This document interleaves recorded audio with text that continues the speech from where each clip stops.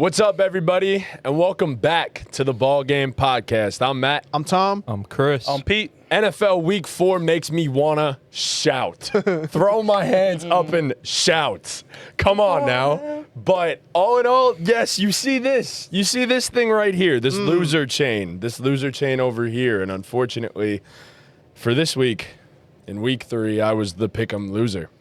But there is someone that is wearing a much nicer, well, both chains are super nice, but a chain that spells out the word champ. Ah, jeez. Thing bling. blinded me.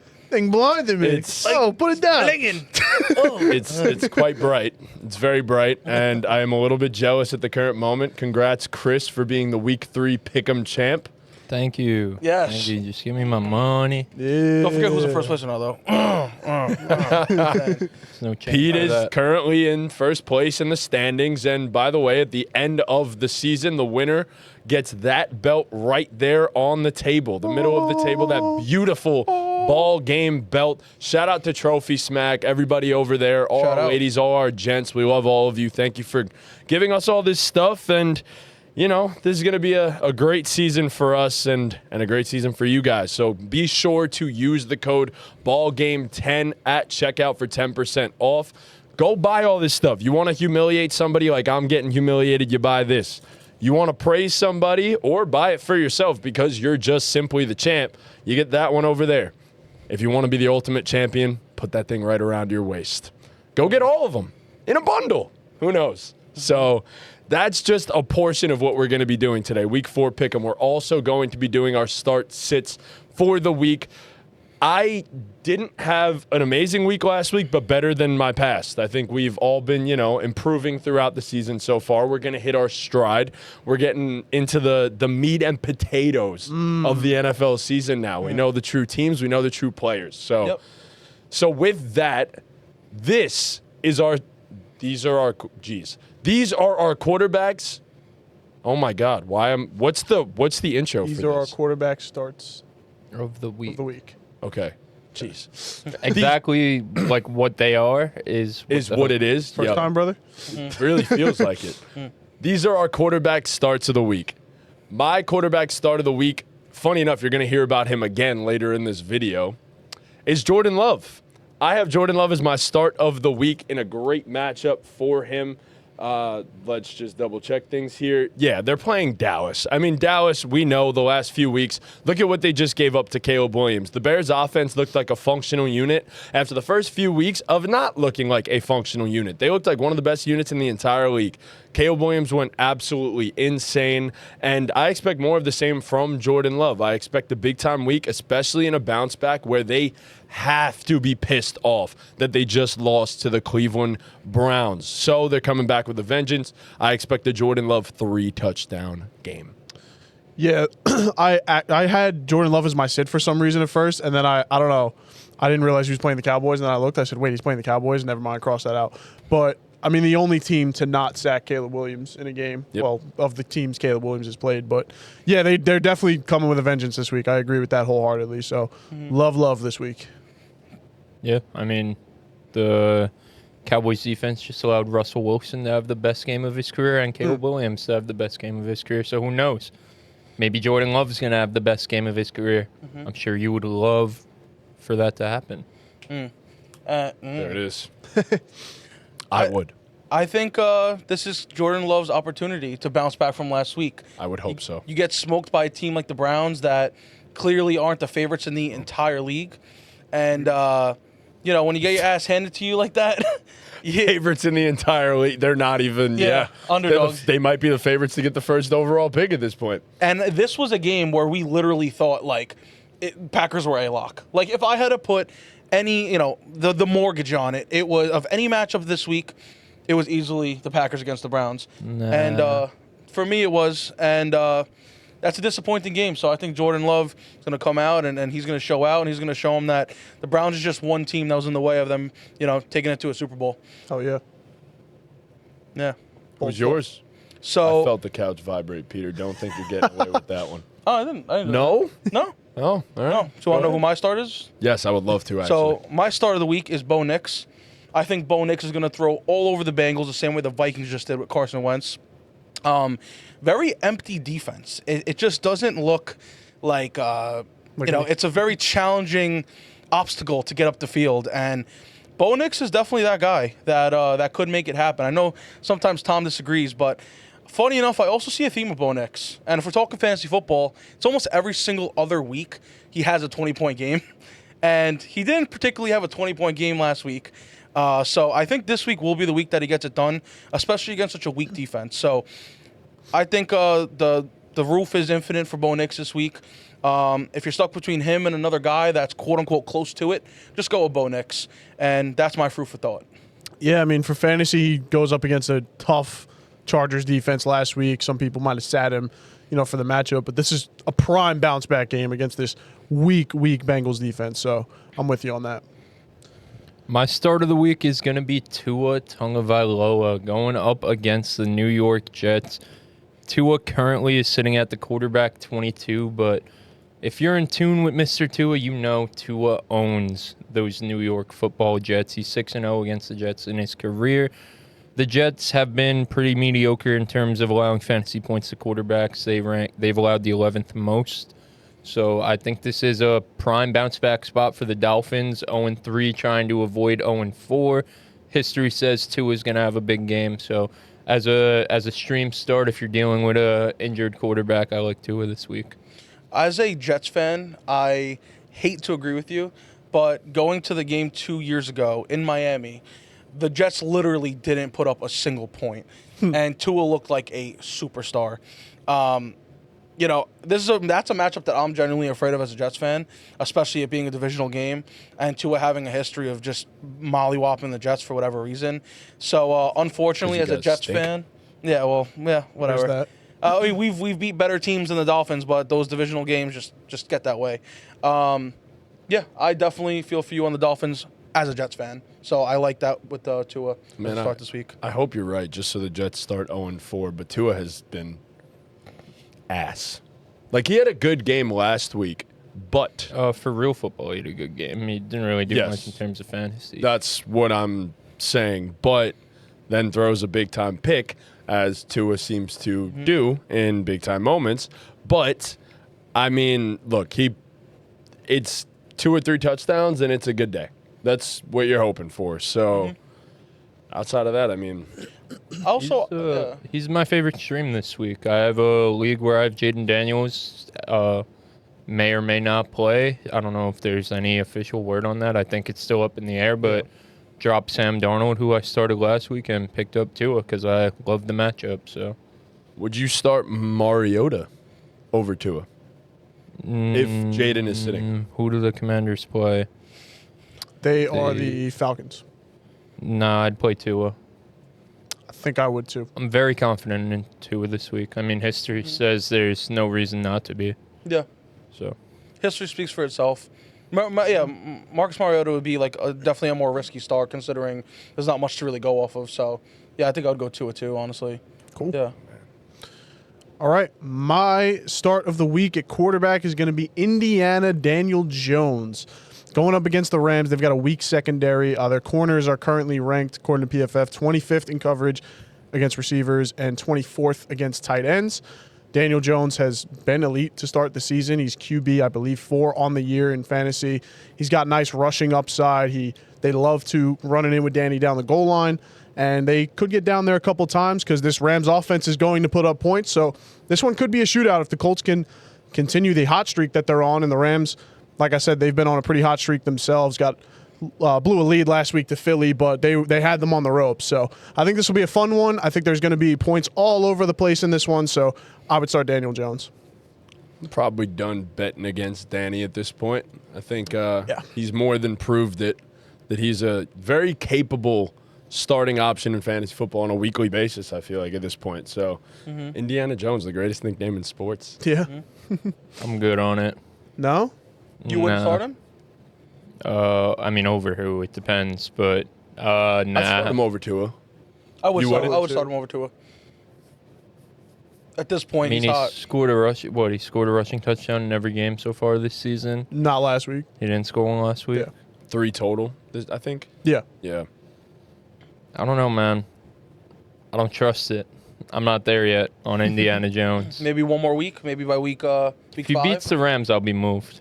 I mean, And has yeah. a good week against the Rams. Yeah, I mean, he's been good for fantasy before, so that's why I'm like, He I'm more- has. I That's mean, the thing. yeah, like I don't think he can't do it, Yeah. but I feel like wins or loses, it's a matter of like how many points really puts up on the Rams. Yeah. You yeah, know what I mean? Is he gonna be a PPR monster against them? If so, then week 5 is the start. He's gonna catch like 5 passes in Yeah, this one. PPR might be a drag, but He's gonna catch 8 they're gonna passes. deploy him all over Yeah. the place. I don't gonna know. put It's Tyler coming, Warren at man. The quarterback. Daniel Jones disaster class is coming, and I don't want him in my lineup when What that if? happens. What if it just never comes?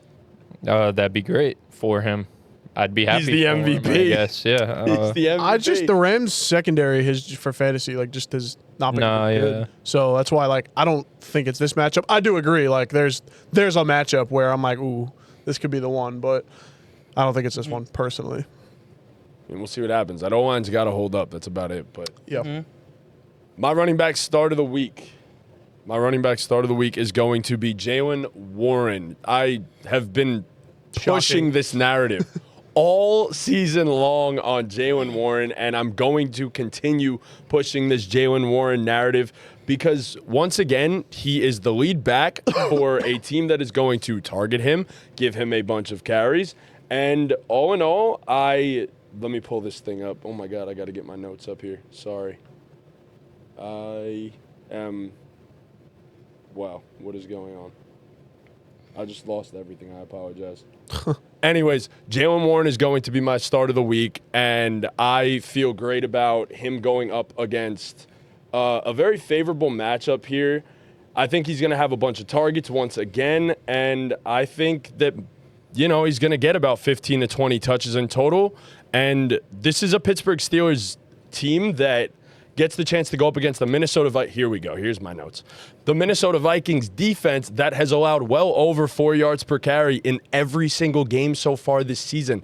They've been gassed aside from this past week. They had an amazing defensive game, but that is also because of multiple fumbles that were returned, and Jalen Warren ain't putting that ball on the floor. So I think Jalen's going to have a great game, and I expect more of the same.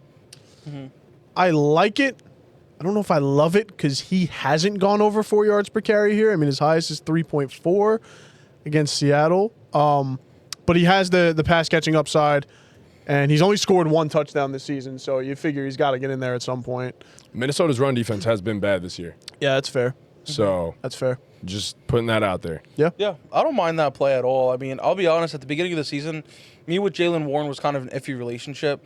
There wasn't much certainty as to who was really going to get most of the touches in the backfield. So I kind of stayed away from him. And also, I felt like there was better options. But clearly he's been proving that he's more than capable of putting up a decent amount of points for you on a weekly basis. And if you're considering him as a favorable, a semi-favorable matchup this week, I guess the world is yours. I can't blame you for starting him, but he's not my first choice. For my start this week at running back, I'm going with Cam Scatterbo. Wildly impressive. Now with Tyrone Tracy, out, Cam Scatterbo's clearly going to have an expanded role.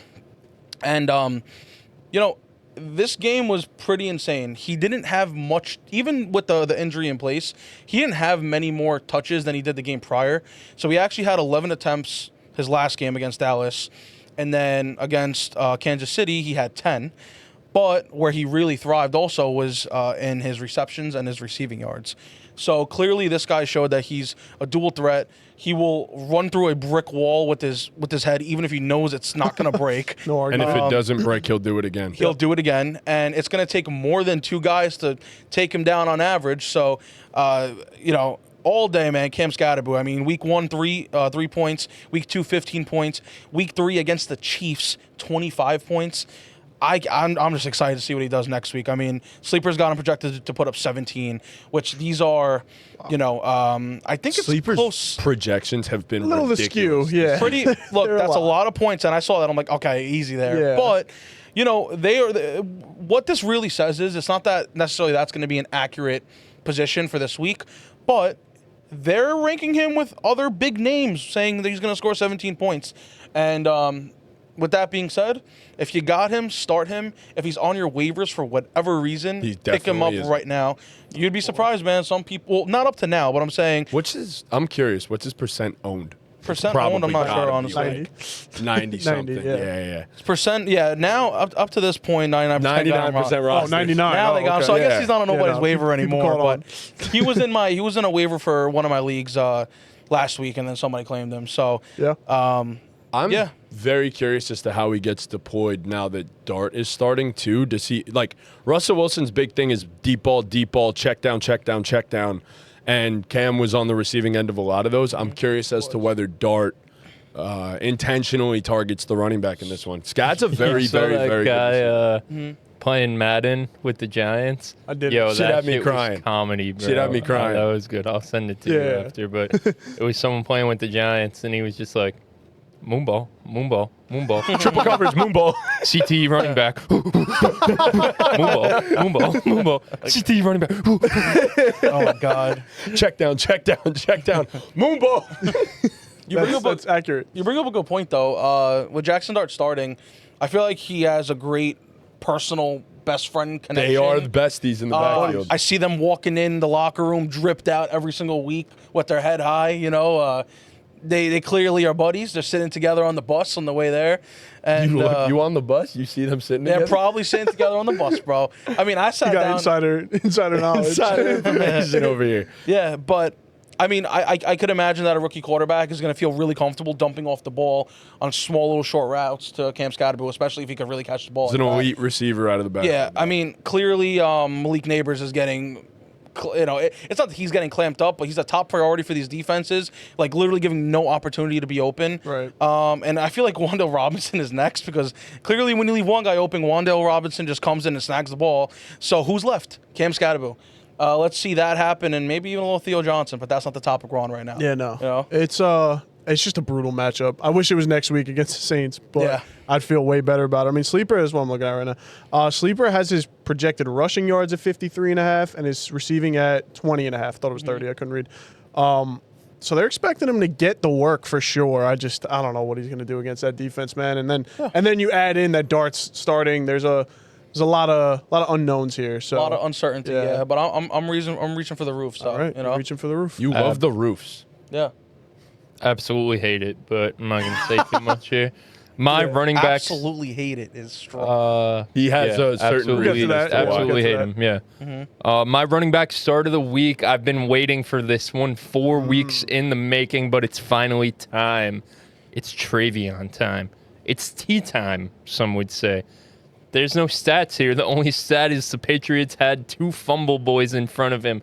Ramondre with 2 fumbles. Antonio Gibson, known fumble boy, certified fumble boy, may even be the leader of the fumble boy club. Him and Ramondre might be the president and vice president. Yeah. They really are. But Travion Henderson in his 4-year college career, what did he never do? I'll answer. Rhetorical question. He never fumbled. And Mike Vrabel, he's pissed. He's frustrated. Steaming. All these fumbles. Even Drake May wanted. Put one on the He ball. said, Put one on they the said floor, Drake May felt bad for his good friend Ramondre fumbling, so he said, "You know what? I'm gonna fumble too." And Mike Vrabel's pissed. Josh McDaniel's pissed. This is the week. It's Travion time. At least 50% of the snaps, they're fed up with Ramondre, and just give me one play, Travion. Like I said about Jared Goff a few weeks ago, and he delivered. All it takes is one play from Travion, and I expect him to fully get the workload he needs to give you that one play. It's fucking time. Gotta love the matchup too. I mean, against Versus the Panthers, yeah. couldn't ask for a better matchup. So Absolutely. Panthers, I was looking because I was going to make that point, but the Panthers' run defense actually grades out as pretty average, but which is I interesting. chalked that up to playing the Poverty Falcons last week, having a heavy influence in that. So I still think the Panthers' defense as a whole is pretty terrible, and Travion's going to eat, man. I mean, the opportunity is going to be there. We 100%. saw Ramondre Stevenson, what he could do with the opportunity he was giving. If you give Travion some of that work, get him trusted a little bit more. This is a week, man. They were at practice today. One of the running back drills, Travion was the first guy up. So just throwing that out there. Oh yeah, it's in the mix. It's time. I mean, he kind of has to be at this point. You would assume. It's time, man. But I'd be amazed if how ironic would it be if he fumbled? He'll never fumble. That would suck. That would How really suck. fucking ironic would that be? He'll never fumble. I like it because like you said, the one play potential, like the one play home run potential is there for sure, and that's really all you can ask for in like a flex guy too. Like hopefully you're not starting Travion as like your RB2. That's a little desperate at this point, but I'm here for it. Would you go Travion or ETN against San Fran?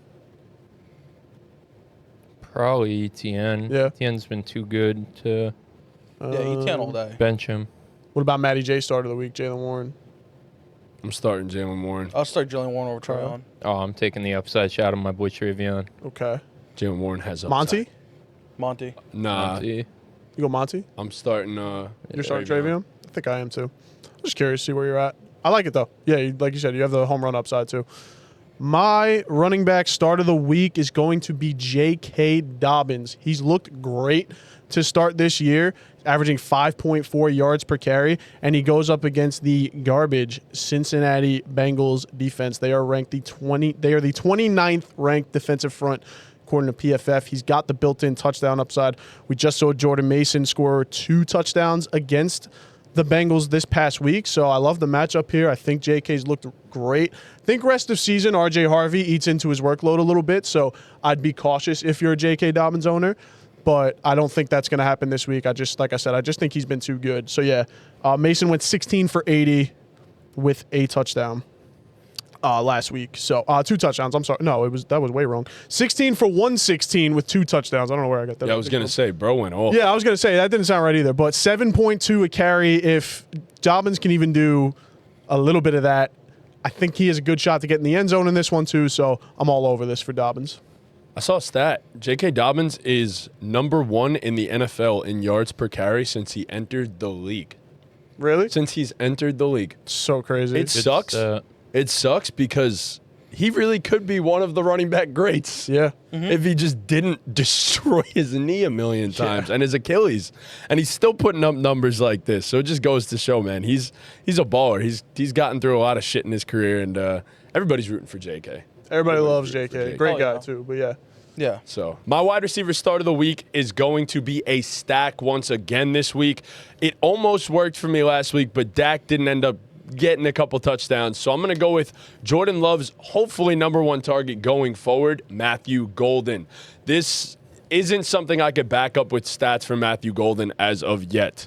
He has looked pedestrian at best to this point in his NFL career, but I've got a gut feeling this week. I think Matthew Golden's going to have a big-time game against the Dallas Cowboys secondary, and I think Jordan Love's going to toss him at least 1 touchdown, maybe 2. I think this is the breakout of a guy that they drafted super highly for a reason, and the more and more that these Packers receivers get banged up, the more and more they're going to have to use a guy like Matthew Golden. So I think Matthew Golden is going to have a great week, and this is the coming out party. So Yeah, I mean, I went with a similar logic for my start of the week. If your guy's playing against the Cowboys, play him.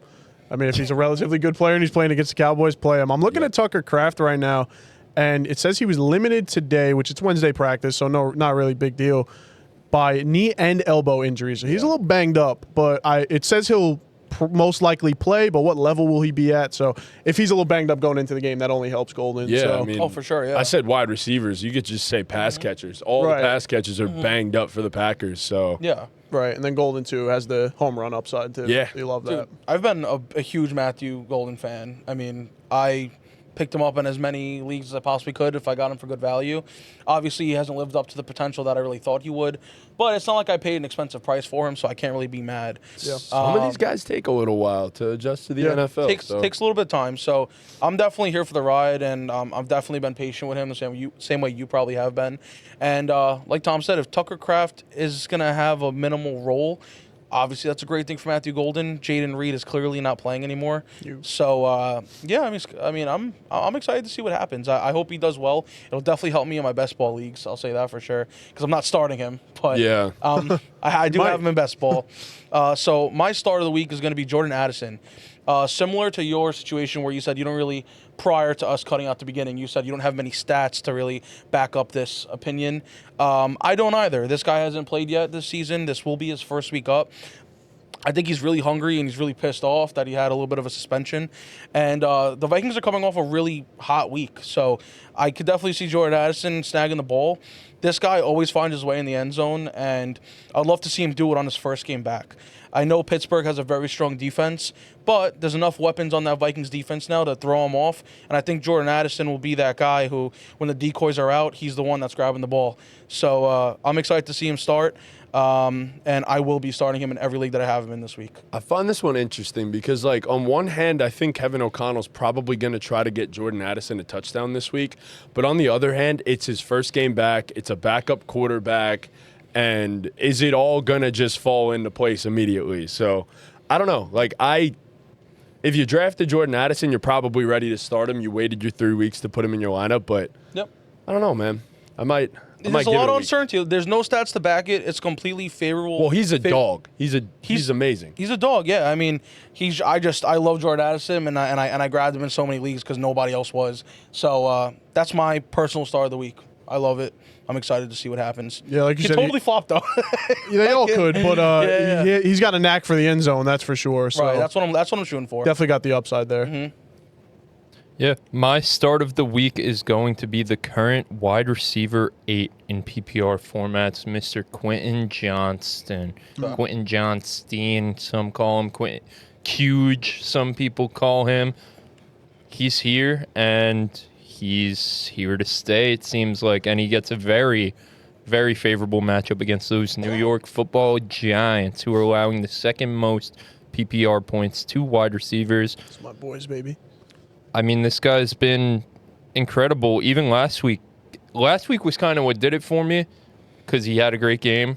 I mean, not a great game, but a really good game, consistent game, 14.9, without scoring a tug, which is, I mean, the Quentin Johnston experience, even when he was bad, was if he scores a tug, you're good. If he doesn't, you're pretty bad.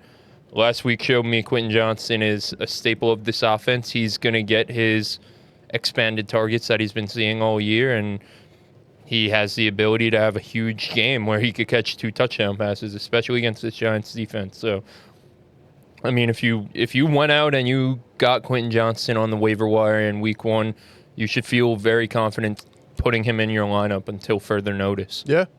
So Agreed. when does it just become a trend? Like, when is it just this is the guy? Like, this is the person we think he I mean, is you now? look at this next 3 weeks, it's Giants, Washington, Dolphins. So, like, Pretty good like matchup. I'm probably Yeah. leaving him in my lineup, too, over some other guys that haven't been delivering for you early season. And you mentioned the touchdowns, and I like what you said there, that if he scored, it used to be if he scored, great. If he didn't, bad. But, I mean, 25 points with 2 touchdowns first week, and then 16 points with 1 touchdown. You take those away, he's still in double digits, and then he always has the upside of scoring a touchdown. For sure. And a lot of times when he scores touchdowns, it's on a long play. So Yeah, for sure. this is a great home run pick again, and 10 then targets is getting a such a great good- target share too. So Yeah. got a high floor, I got to say. Exactly. Which is Such a something good sign for him. Yeah, which is something I never thought I'd say about Quentin Johnston. Yeah, I'm actually on our reception perception right now, like scrolling through a Matt Harmon article about him, and it's just basically saying that obviously Huge deserves a ton of credit for refining his game, but also the way Roman and Harbaugh are using him is playing into his strengths. Yep. You know, he's running a bunch more slants, digs, and post stuff over the middle of the field, and he's a beast. I mean, he's great at the catch point. He could, make the contested catches, and he could shrug off a dude and take an extra 5-10 yards or even house it. And then another interesting stat here, he got a lot better in terms of his success rate versus zone coverage last year. It was at 75%,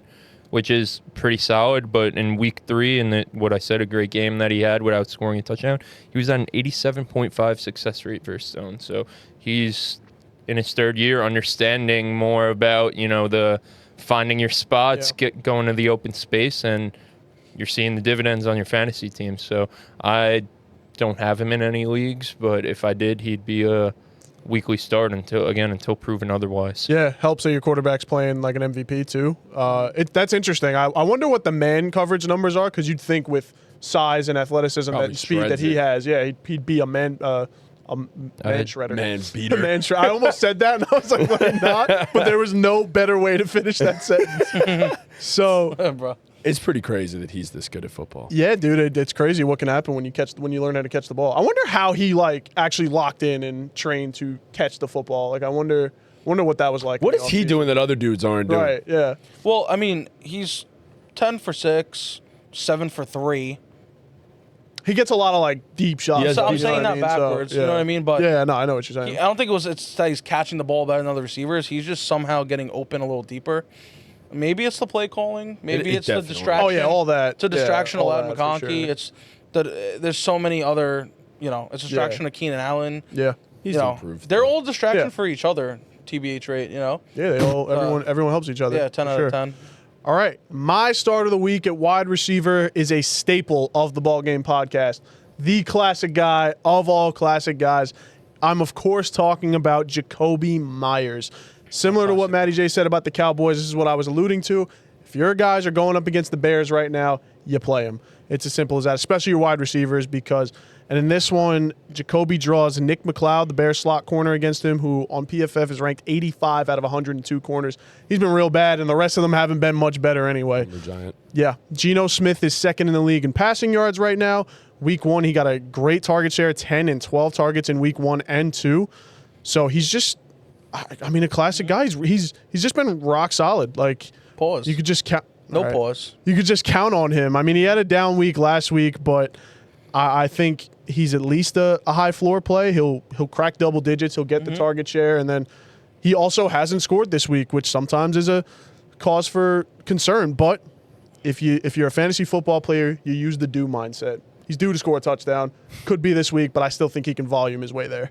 Yeah, I mean, also you see last week he was 3 for 4 on his receptions to targets to receptions or whatever. You know what I mean? He Yeah. caught 3 or 4 of them. Yeah. And he still had 9 points. So, he ran it for 63 yards.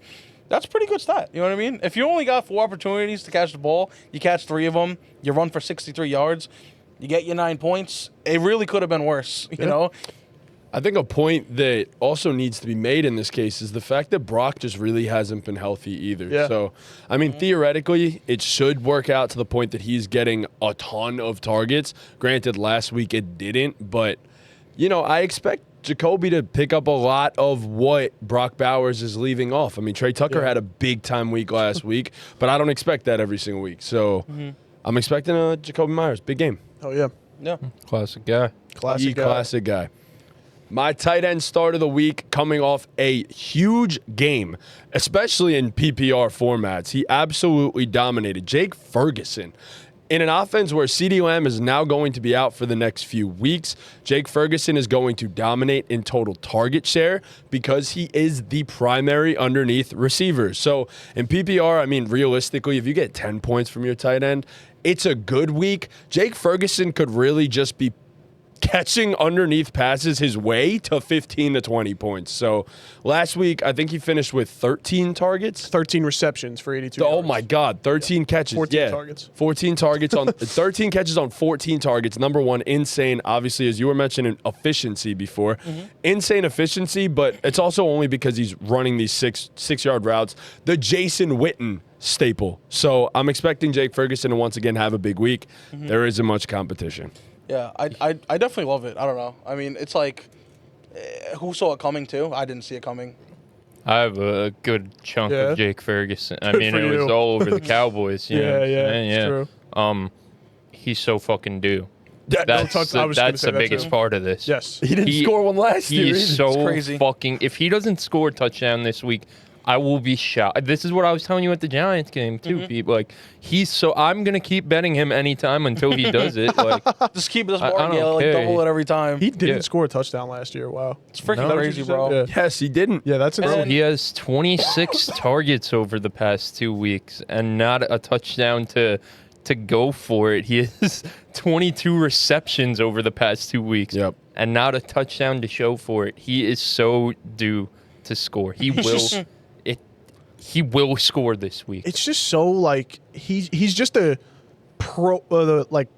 profiles as a red zone guy too, and a guy gets that Dak would targeted love in the red That's zone. what I'm saying. Yeah. He was 2 years ago. He Yeah. was so good Last for them. yeah, Yeah, I that's mean what I was last year looking at, again, yeah. he wasn't really much, but again this year I feel like I've seen him get targeted quite a few times.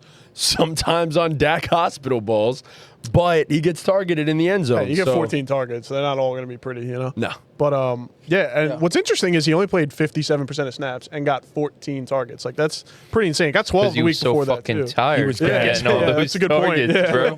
For that. He's a Boy, big boy. so gassed. He's a big boy. Let me, He's actually, so dude, let me bro. let me check the profile really 6'5", quick. 244. 6'5", He's really 244. not as big as some tight ends, but He's Smaller young than me. too. He's only 26. I didn't realize that. I don't know. I feel like yeah. he was Unk, but I guess I thought that's he was Unk. Unk. Yours is Unk. So speaking of Unk, my tight end start this week is Mark Andrews. I do not This feel fucking good guy. about it at all. But as we know from last year, it took him 5 weeks, and on his 6th week, he snapped into reality. Started scoring every single week. Started putting up double-digit fantasy points every single week. And I think maybe I'm hoping he's back. I have to start him because I took him in so many leagues. And I'm going to start him because if he does anything like he did against Detroit, which I don't think Kansas City is going to put up much more competition than the Lions did, we're looking at a 20-point game. So as long as he gets in the end zone like he did last week, it doesn't have to be twice, it could be at least once, I'll be happy and he did his job. But something tells me it's a little bit too close in the beginning of the season for comfort. Does his role and his, what do you want to call it? Does the ball start getting, does the ball start rolling here for him? I hope so, So Go ahead. I was checking I was like, no way he scored every week. I mean, from week Yep. from week 6 on, it was literally all but 2 weeks he Yep. scored a It touchdown. was ridiculous. The dude just goes on these runs. I guess that's what it is. I don't even know. I was looking it up though. I was like, I'm curious what his averages are against the Chiefs because I was considering making him mine, and this really didn't like sway my decision one way or the other. But it was interesting. He's actually never scored against the Chiefs in 5 games they played what against, Mark that Andrews. Really. which means he's due. Yeah, Which means he's due. it's just a classic logic. No, I'm here for it. I mean, tight ends for the most part are there's only a few guys, 3-4 guys that you're comfortable starting every week, so it's mostly a ceiling shot anyway. And if you got a guy that has a knack for getting in the end zone, that's a good play. Yeah. Yeah, he's consistently one of the most targeted guys in the red zone every single year. He's Lamar's go-to when it gets down there. Yep. So, yeah. My tight end start of the week is going to be similar to yours, Pete, a guy who finally found his way back into the end zone after not scoring at all last year, not scoring through the first 2 weeks. It's TJ Hawkinson. I think the Hawk is back. 6 targets this past week, 5 for 49 and a tug. I think he just needed to get over that white line, just, kind of like basketball. Once you see one go in, you get on a roll.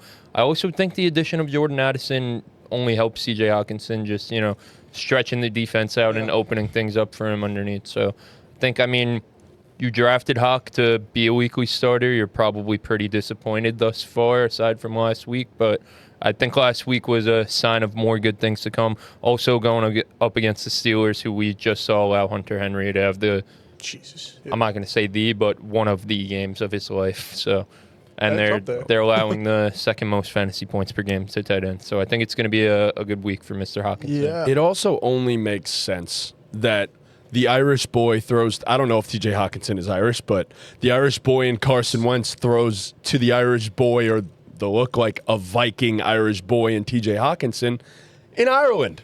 So, of course, he's going to score a touchdown. That just makes sense. So, There's no evidence to suggest that TJ Hawkinson is Irish. Well, he's an American football player who was sorry, born in TJ. Iowa. Sorry, yeah, but we don't know his nationality. Yeah, well, I was gonna say we'll never know. Doesn't answer the We'll never know his question. background, but He looks like he's Irish. yeah, he could pass for a Viking too. He so for definitely sure. could pass for a but Viking. I finally benched him last week for Juwan Johnson, who had a solid week in and of his own right, and I'm not going to do that this week. Which usually, with my luck, he's going to throw up a goose egg or something. But I don't think so. I think I like to play this week a lot.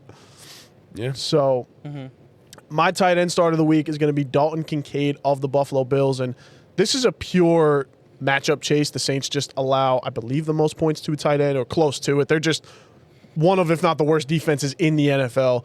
So I just think the Bills are going to put up points this week. He scored in 2 out of 3 weeks, and he's gotten a decent amount of targets. 6 targets each of the past 2 weeks. And even though they beat the brakes off the Jets week 2, and it was a relatively close game for the most part with Miami, but again, I'm chasing a touchdown here for the most part. I think he could have a decent week with volume, but I'm hoping he gets in the end zone here. That's funny. We're all chasing that touchdown. Pretty much. what you really gotta what do it with comes tight down ends. to, Yeah, man. he is. Yeah. Yeah. No, I like the Kincaid play though. To me, he's been the most consistent pass catcher for the Bills through 3 Yeah. weeks. I think he has a very defined role with, again, touchdown makes him a great play, but I think he's, I don't think Kincaid's going to give you a goose egg. You know what I mean? Like, I think he's agree. going to give you at least like 6-7 points as a floor. You know what I mean? So Yeah. I like the Kincaid play. Yeah. He just looks better this season. He does. He really does. Yeah.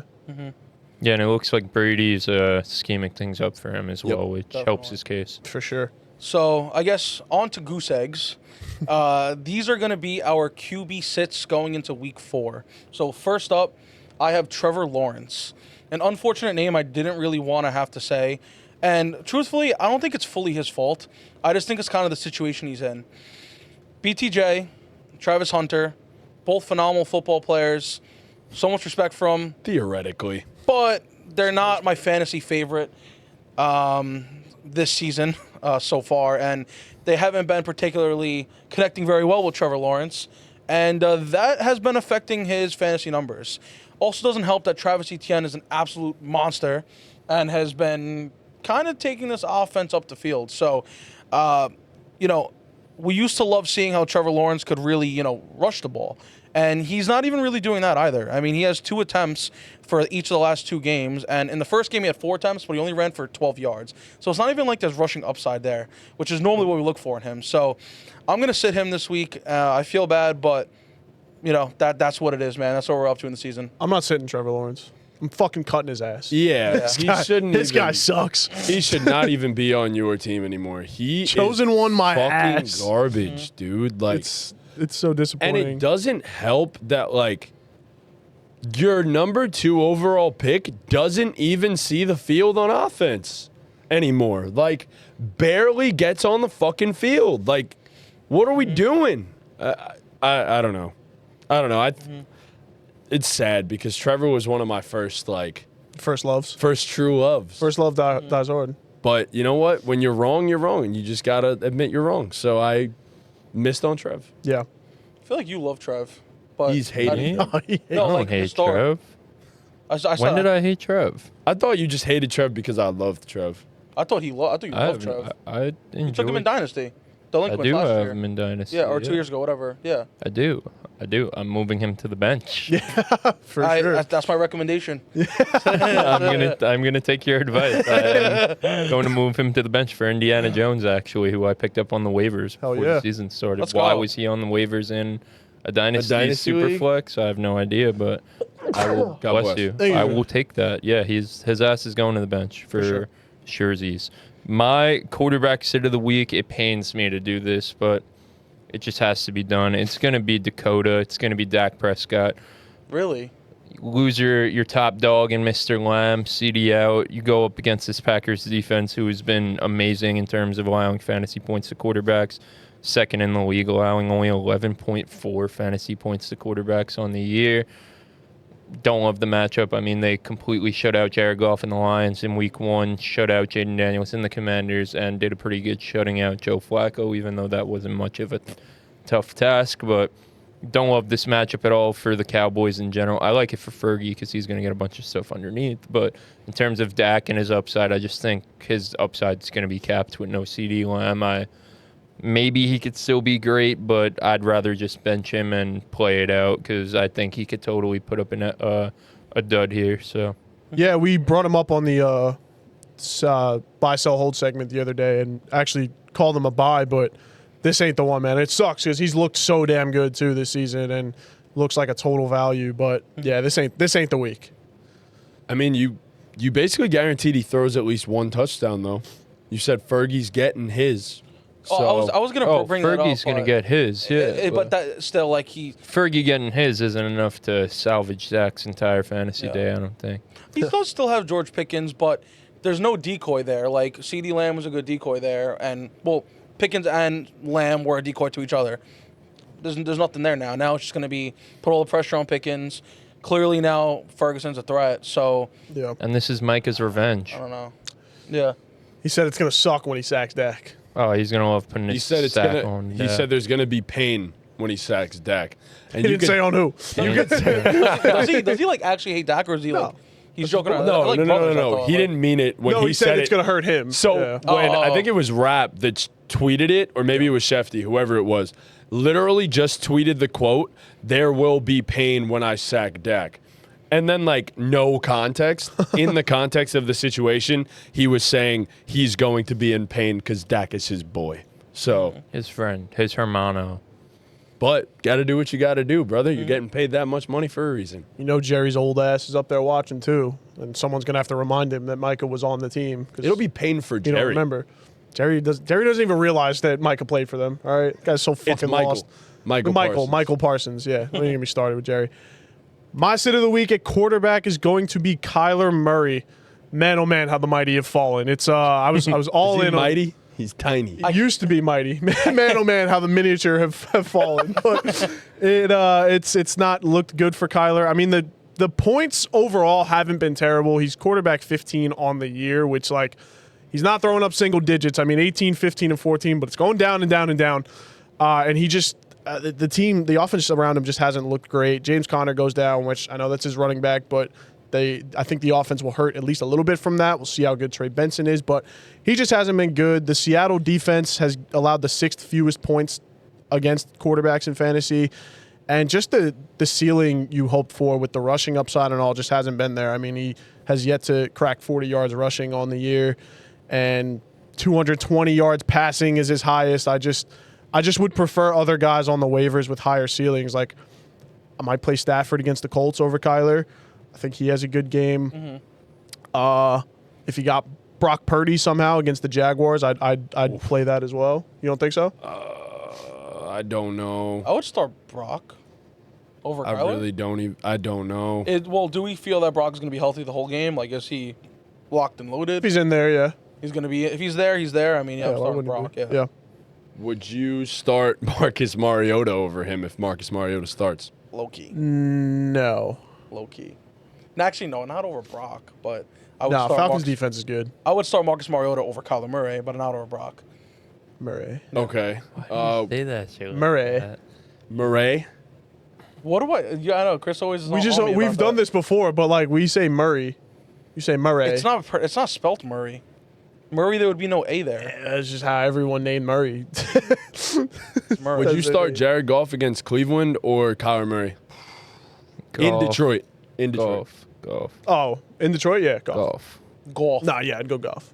Lions are back. Nah, I thought it Other was golf. quarterback in that matchup, Sam Darnold or Kyler? Let me look Darnold. real good quick. question, I think actually. so too. He had a good week last week because I started him.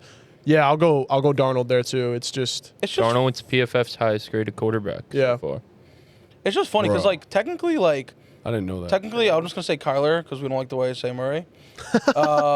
Clearly, Kyler actually has been doing better than Sam Darnold though. In Fantasy- fantasy. Darnold had the in, one in bad fantasy, game. in In fantasy, not overall yards and stuff like that. So Yeah, I'm but- surprised. I mean, I would probably start Kyler over Sam Darnold, honestly.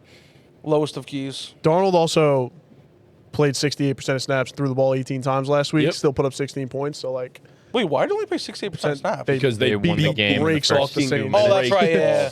Yeah. Yeah. No, that was quite something. And they We had a were in the rough week. car on the way to the on the way to No, the go Giants game, and I'm like, bro, like, how many touchdowns did they have? 2 or 3 in the first A quarter? lot. Yeah. Yeah, it was Yeah, not. I think Game it was over. Yeah, we were like, yeah, my bad. Sam Darnold has been awesome to start this season, but that's Yeah. something. Well, eventually we'll talk about the Yeah. Seahawks, but not right now. We're going to talk about another team in that division, actually. And my sit of the week is going to be a guy that we just mentioned. It's Brock Purdy. And the reason that I say that is because even if he does play, number one, he's dealt with injuries this week, last week, and he's been a limited participant in practice. And not only that, go ahead and tell me what wide receivers are going to be healthy for them, because Ricky Pearsall's hurt, Juwan Jennings is hurt. We know Brandon Ayuk isn't coming back anytime soon. George Kittle is also hurt. So if you guys can name me the top weapon for them, that'd be pretty cool. I guess it's Christian McCaffrey out of the backfield. So yeah, I'm out on Brock Purdy this week. I want nothing to do with it. Not until that situation gets figured out. The Niners are cursed with injuries, and it just doesn't seem to stop. So All right. Yeah, no, I agree. I feel like you've made it this far without Brock Purdy in your lineup. What's one more week for you? I'm sure you have probably picked up someone who you feel semi-comfortable starting, so you might as well leave him out for one more week. So I lost Burrow, and I had picked up someone dropped Purdy in one of my leagues, so I picked him up. Purdy or these are the guys on waivers, Geno versus Chicago. Geno. Probably Geno, yeah. Stafford versus Indiana. Stafford, yeah. And then Darnold at Arizona. Probably Darnold. No, definitely Darnold, yeah. Hurt? No. So every single one. So all three of those guys. Okay. The problem is wanting Purdy down the stretch. Okay. So No, I remainder of would. the season. Yeah, I'm keeping Purdy on my roster for sure. so your like reason really for sitting him is just because he's been out for a couple weeks, and you think he needs like you just don't want to risk it. Like, you just want to take 1 week, see how he does back on the field, and then if he does okay, start him again next week. Not Is it even that kind of sit. Or? I want nothing to do with him until he has NFL level weapons. Some of his guys back. Yeah. NFL level weapons, to feel be that. quite I honest with mean, you. When George Kittle will be back the 21st. Got a while to go. that is short, yeah. I mean, No, I'm saying that's not like a good thing for the Niners at all. Gonna be a minute. I don't see why I would. Hold on. Why is it the 21st Why do specifically? why do you know it by the date, not the Why? week Because- of the NFL season? Because in what's it called in ESPN, that's the date it says that he's back. Projected to be back? Yes, projected. They have that on 10/21. ESPN. They do. They do have like Projected projected date back. date, 10/21, yeah. not week. 10/21. ESPN's so corny, bro. So weird. Projected date back, bro. What are we? Hell yeah. It's They do 2025. Talks about football and dates, bro. It's 2025, bro. Yeah. That's does. so corny, bro. It's we talk weeks. about football in weeks, yeah. Yeah, so I don't. What week is 10/21, bro? Who even knows? Ask ESPN. I know. Math guy over here is gonna do the math and tell us. 8 or 9. That's 6, helpful. 7. Cool. Yeah. 41. All right. Yeah. Well. Yeah. All right. So it's basically don't start until.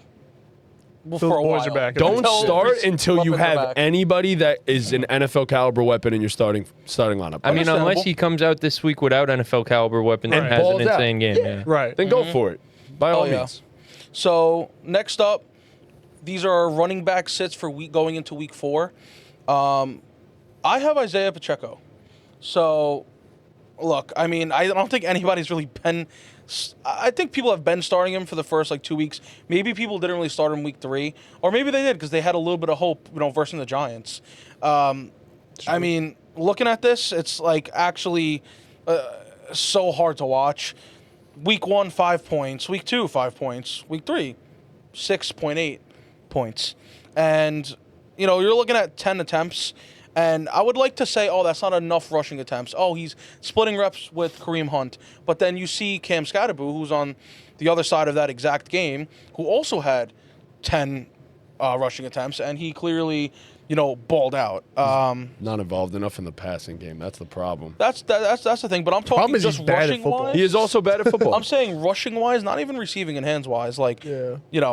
It's kind of inexcusable. You're still getting 10 attempts, and maybe it's a product of their offensive line and stuff, but that's a whole nother story. On the other side, he's kind of sharing reps with Kareem Hunt, which has always been a thing where I'm like, that's why I don't really like drafting Isaiah Pacheco, and I'm literally just kind of being proven right. I mean, literally last week, Kareem Hunt was the one who got the rushing touchdown. So I'm not starting this guy with so much uncertainty.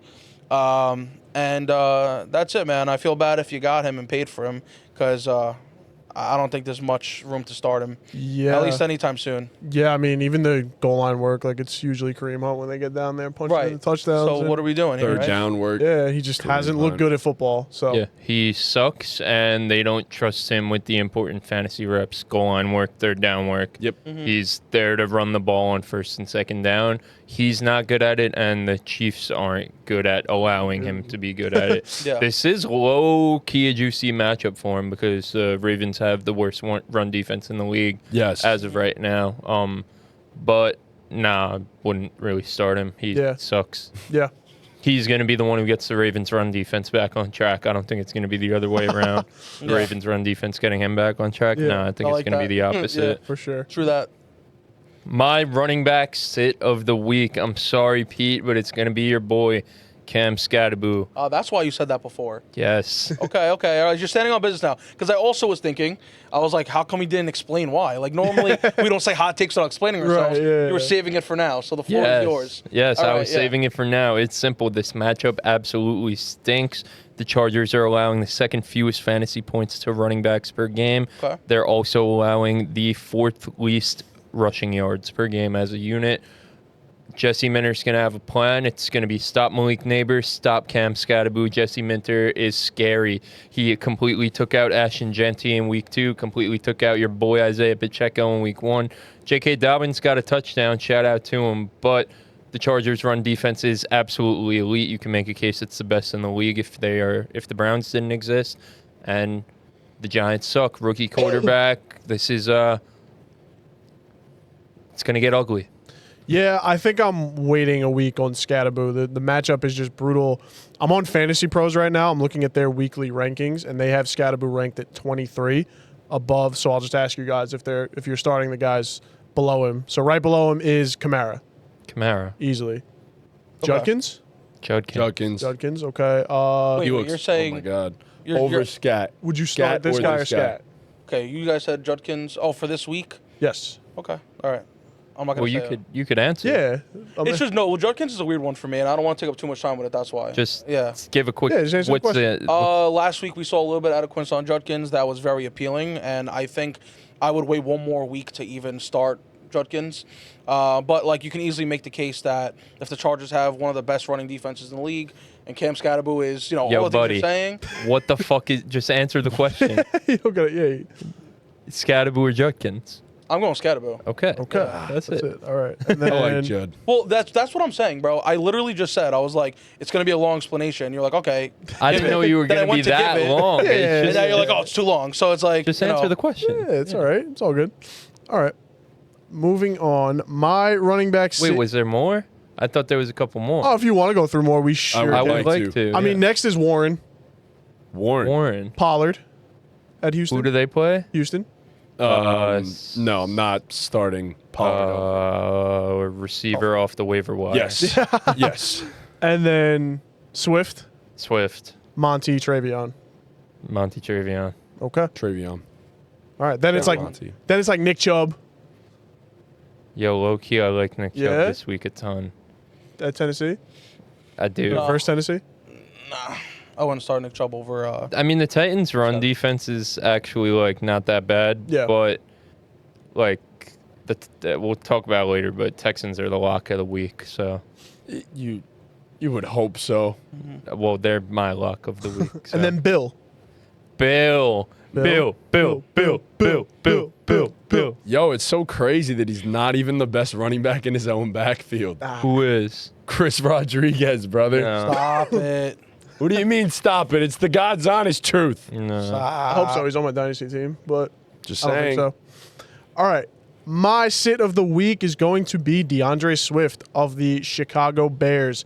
He is the 44th ranked, the 44th graded rusher on PFF out of 48 guys. So he hasn't been very good this season. He's at 3.5 yards per carry, and he's only scored 1 touchdown. And the Bears' passing attack last week was on full display. I just don't like Swift this week. I don't like the matchup. It's just a tough go of it for Swift. If you drafted DeAndre Swift, you know he's a matchup-dependent guy. If he has a really, really juicy matchup, you play him. But in this one against the Raiders, I just don't like it for him.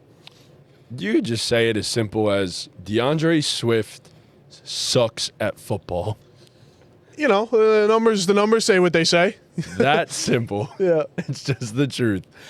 My running back sit of the week is going to be a guy that just scored over 29 fantasy points. Came close to 30. And it makes perfect sense for you to just plug him right into your lineup. Plug him with everything you've got. But I'll tell you exactly why you should not do that. It's not a good matchup for David Montgomery. Monty is not going to have the week that he just had against a weak-ass Ravens run defense. It's just going to be completely different for him this week against one of the best run defenses in the entire league, if not the best run defense in the entire league in the Cleveland Browns. So I'm sitting Monty. This is a prime letdown week right after a big-time one, so don't put him in your lineup. just because he had a big week. Would you go Monty or Chase Brown? Chase At Denver? Brown. Chase Brown. Chase Brown stinks too. Yeah, It's coming. he does. What's It's gonna coming? come. It's Denver, Chase though? Brown. Chase It's Brown, gonna- what? Like He's coming. doing good again?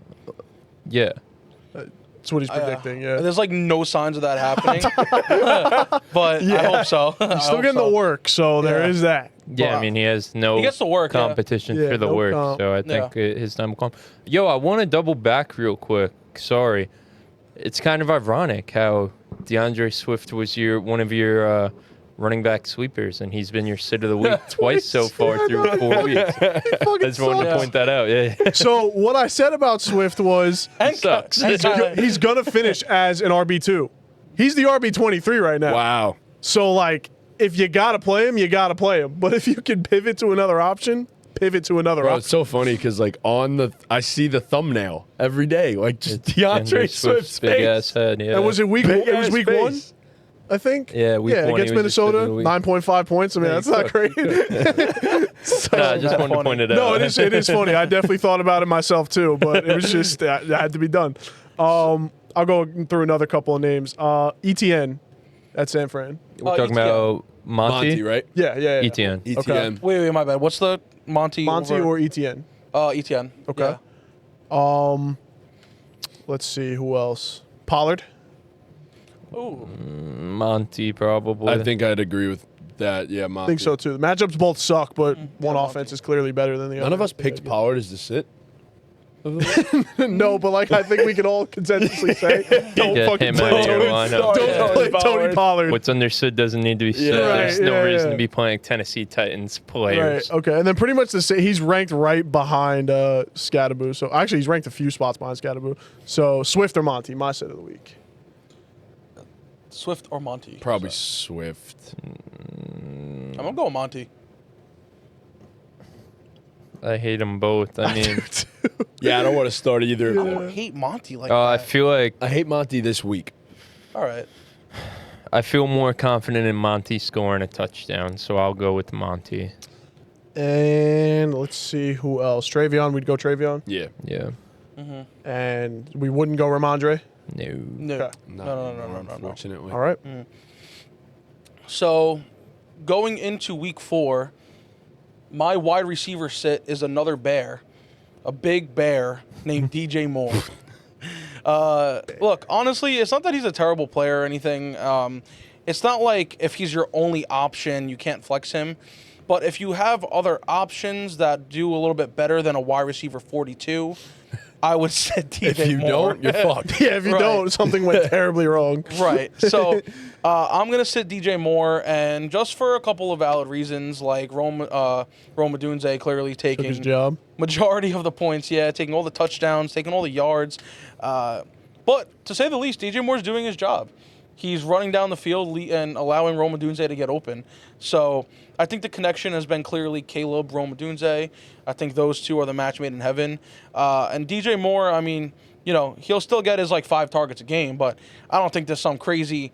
I don't think we're going to see any crazy 20-point game out of him, consistently. Whereas clearly for Rome Odunze, that's kind of very possible. We're really leaning towards an average of 20 points a game. It's expected at It's this technically point. average 20 points a game, but it was 2 15-point games and 1 30-point game. Yeah. But I'm talking, I want to see a consistent 20 every Yeah. week. So, my sit of the week is going to be DJ Moore. Not like a terrible, I hate you, just like there's a better option on that team that I trust in more, and that's Rome Odunze. So, sitting DJ Moore. Yeah. I mean, My sit of the week. It's time. Get him the fuck out of your lineup. It is starving Marvin Harrison Jr. because he is starving for fantasy points, and they are not coming this week against the Seattle Seahawks on Thursday Night Football. First point, the Seahawks are allowing the second fewest fantasy points per game to wide receivers. Second point, Marvin Harrison Jr. stinks. Have a good stat here. yeah. Marvin Harrison Jr. in 20 career games. Let's do higher or lower. Higher or lower. Games in Marvin Harrison Jr.'s 20-game career that he's had more than 6 receptions. Lower. 2. Oh, lower. I didn't even have to. He's had more than 6 receptions? The line's It's only at been 2. one. I think it's only been one. Yeah. Lower. I don't remember any games where he was like consistently catching the ball where I heard, Marvin Harris Jr. with the catch. Marvin Harris Jr. with the catch. Like, when you hear it consistently with like other Yeah. players. Yes, I'm gonna go under. Yeah. It is 0. Marvin Holy Harrison shit. Jr. has never Wow. had more than 6 receptions. He also has 12 games in his career with under 50 yards out of those 20. Oh. He is bad. He has a case of the yips, just like our good friend Brian Thomas Jr. They caught him looking at the sky instead of looking at the ball when he was supposed That to catch it. that was so foul, honestly. And this is what I tried to fucking say when I said he was a fade at all costs. Like, yes, let's blame Kyler. Yes, let's blame Drew Petzing. Let's also blame Marvin Harrison Jr. because the film is ugly. He just does not look like a good football player. He looks like a bad NFL wide receiver. Can he right the ship? Sure, I believe he will in due time. Not this year, maybe not even next year, but down the line, I think he can be good. Right now, put him on your bench. Start Quentin Johnson over him. If you drafted Marv, your ass should have been on the waiver wire picking up QJ in week 1, and you should be starting him over Marvin Harrison. I still don't blame you, King. It must be so emotional for you. What is there not to blame him for, though? He's just not good. He had a drop this week. 2. Yeah, but he had one all of last year. Like, obviously, yes, he has the yips, but I don't know, man. I think this is gonna bring out the best version of Marvin Harrison Jr. What is the best version of Marvin Harrison Jr.? They still ain't using him that way. He's 6. What? But you said this like he should be a big body over the middle, Michael Thomas. Like he don't got it like that. He's not physical like that. He's 6'4" and plays like he's 5'9". Hey, Odell was close to that height. I don't know. I think there's a very good football player in there. I And thought so coming out of college, but the film is not what we saw out of him in college. In college, he did do those things. In his NFL career so far, he doesn't do those things. He doesn't fight through contact. He doesn't catch through contact. Also, the utilization is changing like we wanted. He's running more shit over the middle of the field. Yeah. They're letting him display his route tree, and he's still fucking ass. Yeah. I'm gonna be honest. I'll start Alec Ayomaner. I can't pronounce his last name, dude. Sure. Ayomaner over Marv this week. no. Yeah, hell yeah, dude.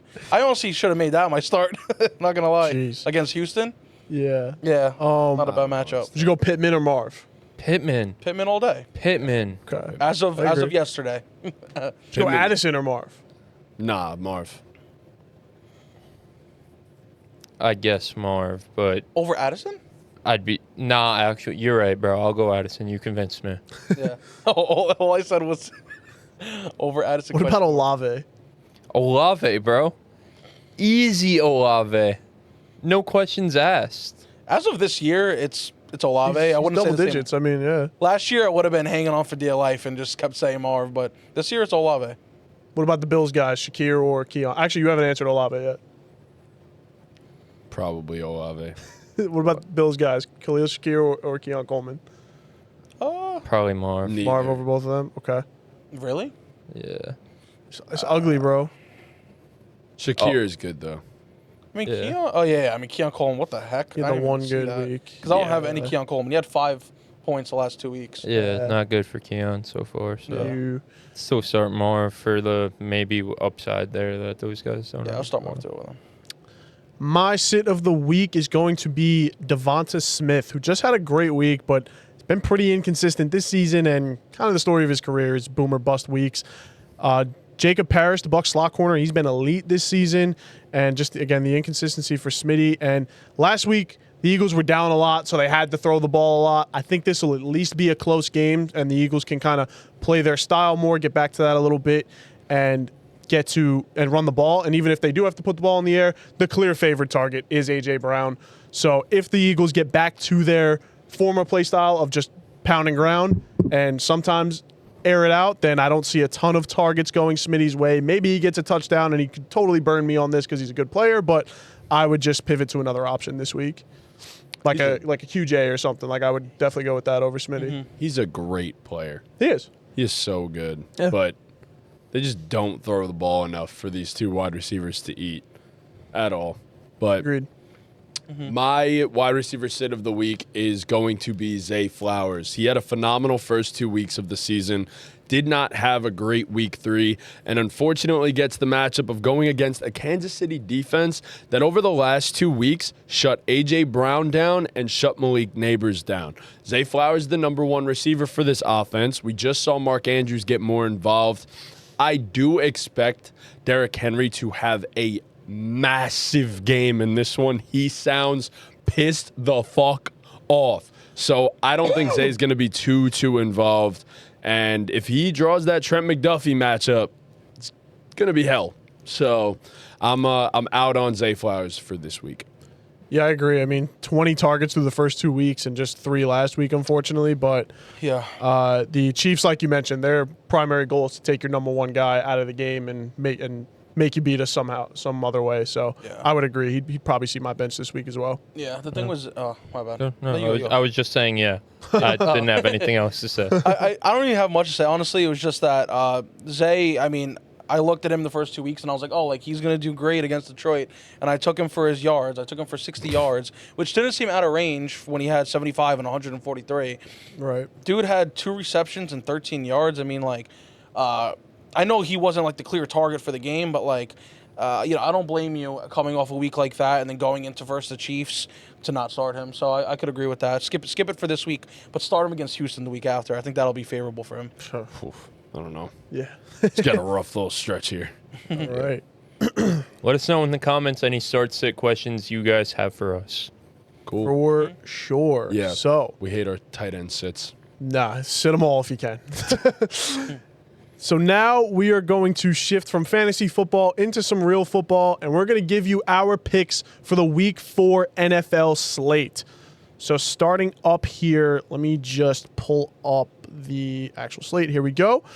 And we've got Thursday Night Football, a divisional battle. The Seattle Seahawks head to Arizona to take on the Cardinals. The visiting Seahawks are currently favored by 1.5. And that's where I'm going to put my money. I think Seattle takes this game. I just think they've looked like a much better football team than the Cardinals, even though they're not the home team. Sam Darnold's looked really, really sharp to start this season. Cardinals offense just not moving like we said. I mentioned Kyler as a sit of the week. Chris mentioned Marv. So don't expect much from the Cardinals offense this week. And the Seattle defense is good. So I'm going to take the Seahawks. Yeah, Seattle defense is very good. Well-coached team with Mike McDonald. There's so many Mike Mix in the league. And Sam Darnold's balling, man. I got to give him his flowers. He's been significantly better than I expected him to be this season, and I'm going with the Seahawks. Yep, definitely it's going to be the Seahawks for me as well. You can't come off a game like that and not have momentum, and especially when you're under the lights on a Thursday night, versing a team that honestly is all right, but now lacking their starting running back and coming off a pretty traumatizing game. I think the Seahawks take it all the way, and I think that spread is a little bit disrespectful too. I think the only reason they came up with that spread is because they're both 2-1, and that's quite literally it. Along with it being a divisional game, so I'm leaning towards the Seahawks overall. I forgot who told me home teams get an automatic 3 points in terms I feel like of I heard that too. spreads. 3 points. Wow. 3 points. Automatic? So, yes, like if you're a home team, you get 3 points. So, whatever that spread is, if it was like flipped and reversed, then Seattle would be 4.5-point favorites at home. So, yeah, 3 points for a home team. For the favorites at home, you mean, right? No, just whoever's the home team they gets get it, 3 points, basically. Okay. Yeah. All right. Interesting. Yeah, I'm also going with the Seahawks here. I don't like a single thing the Cardinals got going on, especially those disgusting rivalry jerseys they will be debuting tomorrow night. So Let me take a look at those. It's those sandy, disgusting. I like I those. quite liked I like them. those. I think they're absolutely disgusting and serve no purpose being used on a football field. And I think they don't deserve to win because they will be wearing these jerseys. Not Yeah. the Seahawks, the Cardinals. I don't. Oh, I'm not fucking with these. I'm not I was rocking gonna with say, I'm these. like, these aren't sand. Not at all. So, all right. Oh yeah, this is a little weird. I don't hate them. I don't hate I it though. don't It like looks like them. it's giving like Freddy Krueger. You know what I mean? Like Krueger. yeah, Freddy Krueger. I don't know. I don't dislike them too much. But Yeah. All right. Well, headed into the Sunday slate, make sure you set your alarms early because at 9:30 Eastern, we've got live from Dublin, Ireland. We've got the Minnesota Vikings taking on the Pittsburgh Steelers. The Steelers are plus 124 in this game. Well, plus 2.5 is the spread. But I think this is a home game for the Steelers because the Irish love the Steelers. We know Pittsburgh fans travel better than any other fan base, and we know there's going to be some Yinzers out there in Ireland. So that being said, I think I'm going to go with the Steelers. Carson Wentz had a good game last week, but he didn't have to do all that much because they beat the shit out of the Bengals. And I think he'll have to do a little more in this game. And I just don't know how much I trust Wentz. This Pittsburgh Steelers defense needs to get right, though, because they haven't looked great through 3 weeks. And Jordan Mason could run all over them. I mean, he looked really, really good last week. So, but I think I'm gonna trust the Steelers here. Look, I know that the Steelers have a lot of fans in Ireland. I get that. But the thing is, the Irish haven't seen Carson Wentz football yet. So grab a pint, split the G, watch Carson Wentz go absolutely crazy on Sunday, and either win or lose the Vikings the game. And I'm going to go with the Minnesota Vikings winning in Dublin, Ireland. Mm-hmm. I am in full agreement with Matty J. I'm taking the Vikings. You can't come off a week like that and not have momentum. This is another situation like the Seahawks. Also, I mean, look, no matter how many fans you got in the building, both teams are traveling. One has an older quarterback than the other. And that's not a valid reason. I'm kind of just kidding when I say that. Yeah. But I do just fully trust the Vikings more. I think they have a younger, more hungry, and talented team. And, I mean, if the Steelers play some top-tier defense, they could maybe pull it off. But I'm going to stick with the Vikings here. That's where I'll put my money. I mean, what better situation for the Steelers defense to get right than in front of all their fans in Ireland against Carson Wentz, who you know has a multiple interception game in there waiting to be unleashed. It's like the Green Goblin mask staring at him. I think this is a get-right game for that Steelers defense. I think they take this one. Hopefully Wentz doesn't take his helmet off because the Irish might switch sides. They're going to love him. When they see a redhead. They're going to love him. They're going to see him walking around. He's just going to be one of them. And no, it's not going to be a 2-pick game. Kevin O'Connell is the quarterback whisperer. Why didn't you whisper to your boy JJ? He's too young as of right now. He's too young. Carson has I been feel there like if he's young, he should be able to hear the whispers even better. Nah, man. It's not how it works, bro. Carson's better been ears, there. younger ears. Battle-tested, brother. Battle-tested. JJ's ass. Battle-tested. Carson Wentz is battle-tested. Yeah, we could just say what it is. JJ McCarthy sucks. No, he's played his first 2 NFL games. It's okay. He's allowed to be bad in those. It's all right. Not everyone's perfect in their first season. Peyton Manning threw 27 picks. It's funny because I know how this normally goes for you. It's like it starts off this way, and then as they just progressively get terrible, you're like, he sucked. I really do be saying that. Chris is in the corner like, I told you. And Tom doesn't say anything. Tom just stands there and is looking around like this. It all in. You know? Yeah, but it's understandable, though. Carson Wentz, 2-touchdown performance. Aaron Rodgers, 2-touchdown performance. Let's put a bet on it. Who will throw more touchdowns? What? What's the line? No. Who will throw for more touchdowns? 2.5. In this in favor of the Vikings game. Carson I Wentz get Aaron Rodgers. You get your boy. Wow, it's crazy if Chris is putting money on Aaron Rodgers. Who will score more touchdowns in this game? Who will throw? Score. Oh, the over-under is 40.5. Who will throw? Who will score more touchdowns in this game? How much are you putting on it? I'll put another 50 on it. Score more touchdowns in this game. Let's get the language correct here. Score more touchdowns. Wait, between Wentz and Rodgers or with the Steelers? Wentz and Rodgers. Score more passing touchdowns. No. Just touchdowns. So rushing touchdowns for them are included, Yes. not team rushing touchdowns. Yes. It's still Aaron Rodgers and Wentz. Versus Carson Wentz. Let's do 25 for this one. I don't know. Like, My reaction exactly. Yeah. Is that I'll do 20. I'll do 20. I feel like I'm in the middle of a big deal. All right, yet another bet. It is a big deal. Yet another bet between Matt and Chris. we're for the this only ones Sunday. who are willing to put our money where our mouth is. Indeed. That's I true. will too. You know me. I did it a couple years ago on the pod, but Couple years ago, bro. Bro was talking about One time, long I did it a time couple ago. years Bro ago. was talking about that But couch. I don't think I ever got paid for it, and I won. So that's why I was like, I'm What not was doing the this shit bet? again. I don't remember. I Who just was remember, it with? If you find it and show the footage, me? I think no. I think it was I think it was like all of us bet on something. I gotta check it's many episodes ago. You gotta find it. I'll bring try my the best. proof and we'll take care of it. It's all good. I think it was like $10. I mean, shit. I Ortiz can and give Dean it still to Wes. Dean gotta go to freaking Waffle House for 24 hours, and Dude, wait, that's from your league last year? Where the fuck is Waffle Bro, House? Waffle House is in Florida. We're in New York. IHOP, whatever the fuck it's Oh, called. IHOP. And Ortiz has to get in a bus to Buffalo and come back. He still hasn't done that yet? No. They'll never do it. Dude, we gotta like actually enforce these. Yeah, we gotta these things. kidnap I him. feel actually. Yeah, we gotta I enforce think something that's that so happened evil. 2.5 I don't think so. I mean, shit, I still haven't even gotten my money from Matty J. We gotta enforce these things, bro. It's been 12 We hours. will not continue the pod until 24 hours. Actually, wait, no, it's been 72 hours. Oh, Chris, it would be so much more funny if you just said your famous line. I'm waiting for the right moment. It'll... No. Your line. It'll come. Just. No, not yet. Not yet. No, not yet. Trust. Moving into the afternoon slate at 1 p.m., the Philadelphia Eagles travel to Tampa Bay to take on Baker and the Bucks.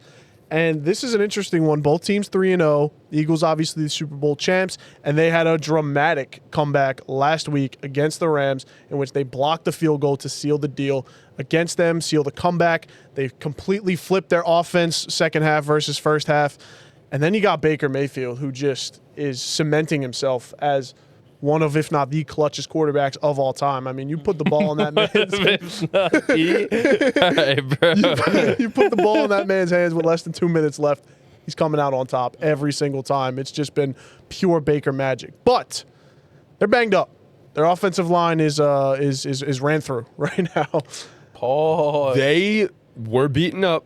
They played phenomenal this past week. They did. They've been rather phenomenal all season long. They so far. have. That O-line coach needs to be promoted to President. general manager somehow. I don't fucking know. Yeah, sure. But Well, his talents probably wouldn't be of great use as general manager. doesn't matter. He deserves a promotion. Give him whatever, I think give him whatever he wants. He deserves a Offensive raise. coordinator, like he deserves a raise. Deserves a Give him raise. all the money. I got to do it. I got to put on for my boys. At home, Baker and the Bucks take him down. No Mike Evans. I don't care. No Tristan Wirfs. I don't care. Baker, No, Bucky. Wirfs is trending towards returning. Oh, okay. Baker, Bucky, and Igbuka will figure it out. I actually, like, seriously, though, if this game is close down the stretch, I see no reason why they can't pull it off. All right. I wish I so went after you because I love that. I want so much. There'd be Go so ahead. much momentum. Go ahead. No, like you got me fully excited about the Bucks, but like it has to be the Eagles though. Oh, it has come to on. be. Yeah. Like if it does come You're down beat. to 2 minutes left in the game, who do I trust more? By far, Baker Mayfield. Yeah. But I don't think the Eagles will let it get to Fuck that yeah. point. I don't think they will. I think the Eagles are going to come out. They're going to do what they do best. They're going to push the tush when they have the opportunity to. They're going to throw the ball to AJ Brown like they did last week. And it's hard for me to see like a Super Bowl team just lose to the Bucks. But it's Damn, what the fuck? The 3-0. yeah, no, I mean they're 3-0, but like you're talking about the Eagles. The Eagles are really those guys, bro. You know, I don't. There's not many teams I would say really could beat them. I mean, I had hopes for the Rams last week a little bit, but I still had the Eagles favorited, and look at how close that game was. You know what I mean? Yeah. So, yeah, I mean, I would love to see the Bucks win it. I would love it, but I think the Eagles are gonna win The it. tush push ain't working, brother. They picked up 400-pound Desmond Watson, dude. They're big boy. prepared. Todd Yeah. Bowles is ready for that shit. 400 So- pounds? Shit. He's licking his chops at that tush push. Is he even on the roster? Probably not. He's definitely not. He didn't lose enough weight. Probably not. That poor guy, bro. That's such a sin. I feel so bad. He's on the practice squad, all right? Chris Godwin is looking good at practice, apparently. Looking like he's getting ready to potentially play Sunday. Tristan Wirfs working his way back, too. They're saying he's looking good. We're slowly getting back into it. So, look, you're getting a big-time boost in that locker room with these two potentially coming back. And with all that being said, I'm taking the Philadelphia Eagles. Sorry, Tom. Cowards. I'm also going with the Eagles, but before I say why, I don't know if you guys knew, our TikTok comments let us know when we predicted the Buccaneers schedule, but the Buccaneers own the Eagles. In their last 7 matchups, they are 6-1, dating back to 2015. So I just wanted to make sure you guys knew if you didn't, because the TikTok comments let us know. When did they lose that one though? Was it last year? It was 2023 in the regular season. They lost 25-11, but then that same season they put belt to ass in the wild card round. Yeah. Okay. 32-9. The Buccaneers did. So Okay. food for thought. But Does it? That is food for thought, honestly. I didn't know that. I think this is for that reason. I think this is where the Eagles get theirs. The Buccaneers aren't going to own them forever. Jalen Hurts is that guy, and he showed it on Sunday afternoon for sure. Silence the naysayers, as he typically tends to do. So I think the Eagles are the best team in football, and they will assert their dominance. I was gonna say the naysayers don't seem to shut the fuck up when it comes to Hurts. They'll always find something to complain about. But we'll see, man. I'm excited for that one. I am excited. It's one of my proudest moments was taking the Bucs over the Eagles in the playoffs a couple years ago. So all day I said it's unfortunately got to be the Eagles, and then I got up here and I said, you know what, cameras are on, taking my boys. Does Dean know that? What? That you? I think we had this conversation because I said I was the Bucs guy. No. I mean for this week. Does Dean know that? That I picked the Bucs? Yeah. No. You should make sure he knows. Oh, I never sent him my picks. He never texted me about it either. So. Oh shit, I gotta Probably do getting out that. of work a little yeah. bit. So. But all right, moving on. We have this should be a quick one. Although we said that about one game last week, and it turned out to be an upset. But the Saints travel to Buffalo to take on the Bills. I'm gonna ask you guys, what's the spread for this game? 16.5. It's way too many points. I'm gonna say they travel to Buffalo. Yes. 14.5. I think it's 16.5. I think I saw it. 13.5. You guys were so close but no cigar. Minus 15.5 for the Buffalo Bills. Over under 48.5. That's pretty high. That's a lot of points. This is going to be a beatdown. And it's the Bills. Yeah. Yep. I don't think we should are we spending that much time on this? Nope. It's Nope. Bills? Move on. All right. All right. Speaking of that upset from last week, the Cleveland Browns travel to Detroit to take on the brand new Lions. This Browns defense has been one of, if not the best in the NFL. This defensive front is scary. Myles Garrett is proving to everybody why he got paid all that money this offseason. That guy is a true one-of-one, pure game wrecker if there ever was one. But the Lions last week, back to form. They seem to be all the way back. Hutch looked great. The offense seemed to be back, and they were grooving. This has got Detroit minus 9.5, and I'm picking Detroit. But I just want to say, I think the Browns are going to be like a pesky, annoying little fucking spider you can't get rid of or something like that. That's you couldn't have described them any better. Yeah. I'm confident that the Lions will win this game, but I don't think I'll touch the spread. You know what I mean? Mm-hmm. You said it was in Detroit. Yeah. Because it's in Detroit, I'm going to go with the Lions. But if you said it was in Cleveland, I was a little tempted Really? to say, bro, Jim Schwartz and the Cleveland Browns, that Jim Schwartz defense, they don't fuck around at home, bro. When they are home, they are, I think they're like 7-3 in their last 10 at home. Oh, wow. They're no joke. The Cleveland Browns are legit when they play in the dog pound. I was gonna say, dudes be coming to the dog pound and Getting they get roughed up. They get woofed up. And Quinton Judkins helps a little bit. So, yeah, I'm taking the Lions. Oh, it's the Lions. All right. Roar. It's the Lions. Yeah. Okay. Yeah. All right, moving on. Chris's lock of the week. The Houston Texans, the 0-3 Houston Texans, the one-year wonder, C.J. Stroud, hosts the number one pick, Cam Ward, and the Tennessee Titans in Houston with a whopping, thrilling over-under 38.5 points. Jeez. Okay. This is not going to be in the quad box. I think we can all safely assume that. This just has to be the one. Texans are favored by 7.5 points. This has to be the one. They have to win this game. Imagine being 0-3 and getting 7.5 points. Nuts. Wonder how bad that other team is. What does that say about the Titans? Yeah. It has to be the Texans. This just, I mean, last week was a must-win for them too, but this is the must-win of all must-wins. Absolutely. Yeah. I mean, you can kind of give an excusable loss for Cam Ward being a rookie, but right now the Texans need it more than anything. Yeah. CJ Stroud needs it for his fucking legacy at this point. Just let it happen. Stroud Houston needs it Texans. for his mental health at this point. Yeah. It just needs it. This is a confidence booster. It just has to be for him. Texans are the last team to start 0-3 and make the playoffs. Maybe they do it again. Wow. 2018, I believe. That'd Yeah. be something. That would be Impressive something. I mean, if the Colts like fall off and then the Texans get their stride going, it might go 9-8 and make the playoffs. Like it's Who knows, possible. bro? Who knows? This is the lock of the week. I will be taking them in the survivor pool. It's time. In the survivor pool, you get one buyback until week 10. So if it fucks up, it fucks up. Might as well use the buyback. I was going to use it anyway. Gross the pot for everyone else involved. So Oh, yeah? I'll be doing everyone else a favor if it doesn't hit. So. What a good man. I'm Yes. also on the Texans in this one, but All it'd be right. funny if the fucking Titans won. Moving on, and what a perfect Bro, time. there's no way you'd be wearing your shirt tucked in like that when you work, bro. It looks fire. You changed, bro. That's Why? how, like, Dean would be dressing, bro. What? Is that how that the strap? works? Is that the strap? Come, What, you have- come you here. have longer- come here. longer come here. I wanna legs? see. I think he looks fire, bro. What do you mean? He looks fresh. You see this? Now if I untuck and I go like this, Oh my God, you just shrunk. Yeah, no, that's true. pants look short. Well, also that flannel is really tiny. You're actually right, Nick. I know how it works. Yo, Nick didn't ask for all of our opinion, bro. Like, what's going on here? like, Well, because you said the other day that you'd be wearing your shirt tucked into work, and I didn't believe you because I didn't think you were that type of guy. But now I know. I have to because you know what it is. I'm grown now. All the older bitches they be in tune.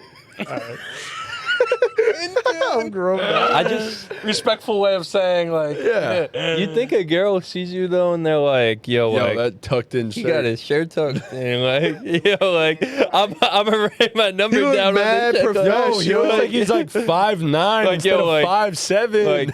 like, yo, 929-555-4641 heart, nice tuck. That's what they be doing. I didn't get a number, but the checks you wrote nice flannel. I do actually like the final. No, though. the final stuff. final stuff, yeah. Sorry, I didn't mean And to you play are with right. The, Next, I got to do. What a perfect time for our producer Nick to walk in because the game of all games, the one we're waiting for, the one that won't be in the quad box, it'll be on the whole screen. The New York Giants debut the savior. The boy wonder, Jackson Dart, takes his first start under center Bro. and hosts the Los Angeles Chargers. Tough matchup for the boys. I'm not going to lie. I'm not excited for this. I'm sorry. Learn ball, brother. You said it. The savior of the New York Giants franchise. When I go to sleep, I pray to Jackson Dart at night. That's what I do. So you know what's going to happen? We're going to pull off the upset of all upsets this week. Nobody expects us to go and beat the Chargers. Not a soul. And that's exactly why it's not going to happen. Seriously? I'm taking the Chargers. Oh, I'm picking the Giants. For real? Whoa! I have to. I have to. Chris asked last week. He put me on blast a little bit. He said, when is Tom Marotti going to step up for his boys? I'm doing it now. I'm taking the Giants. Come on, bro. They need You have bro. me feeling fucking inspired. You really do. But like, These are your I know boys. You've been everyone waiting sees for that this title moment, from bro. Trophy Smack. Like, I kind of want that.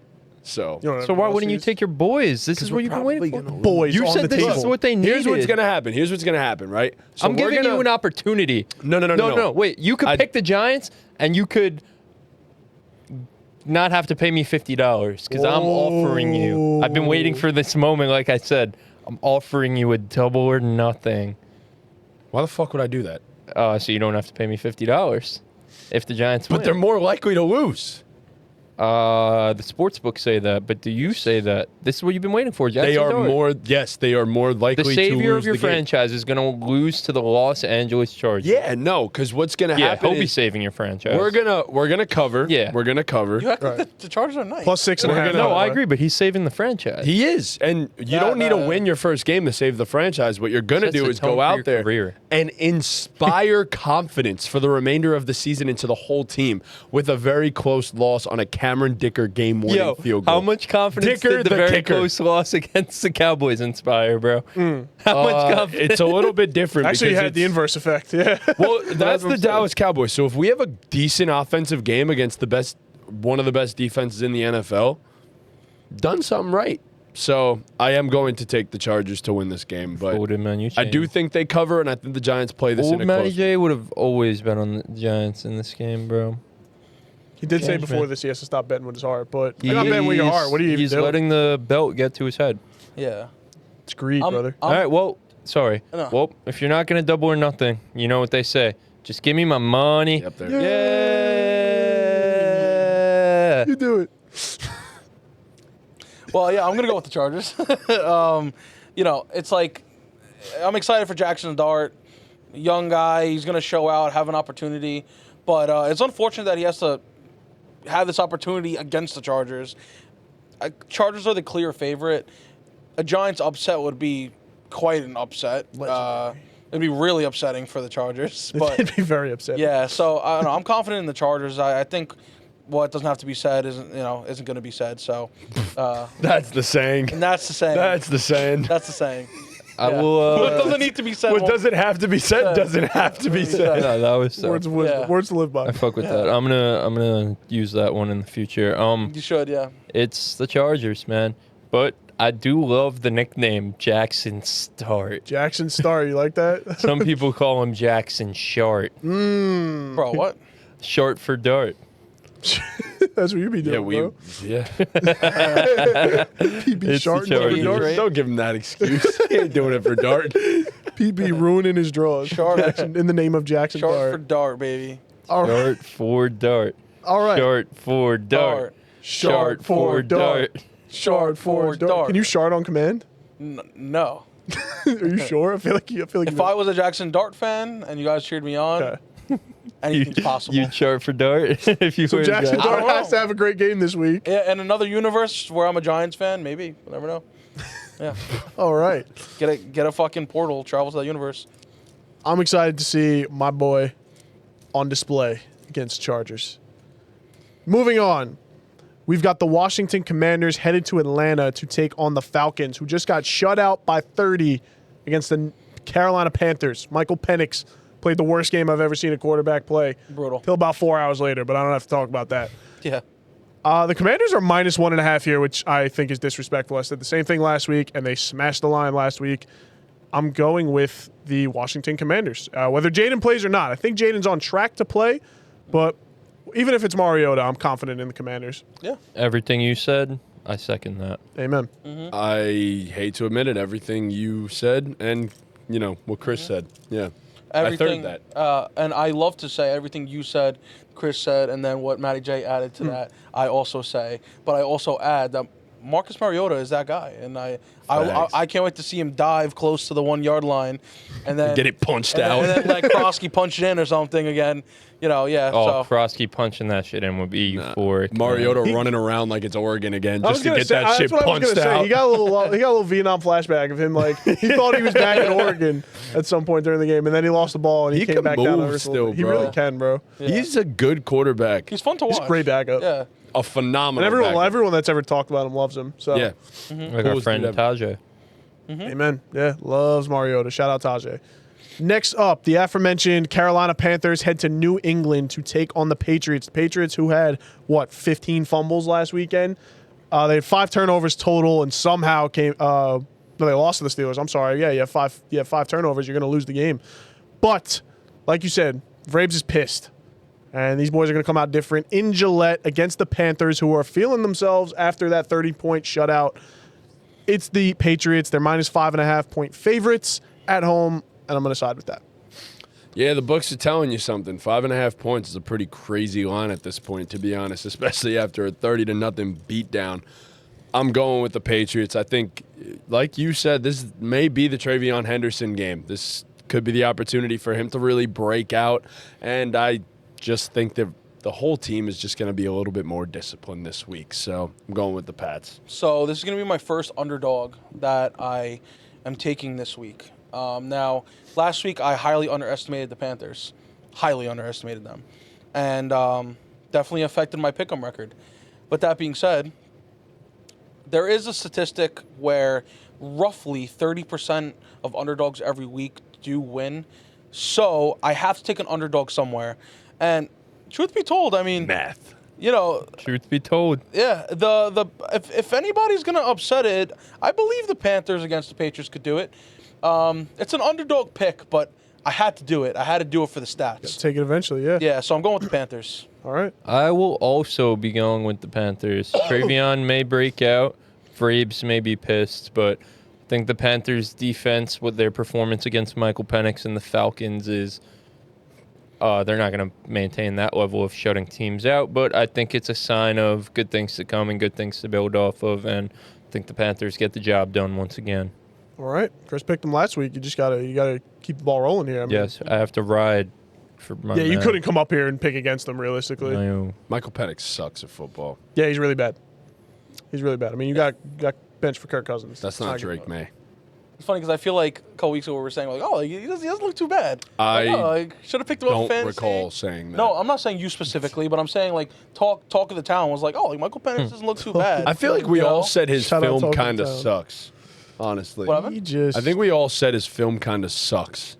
there were some but- Penix truthers out there for sure. I mean, there was people that definitely like Marufi. Penix. Matt Marufi. We know you don't be watching the pods.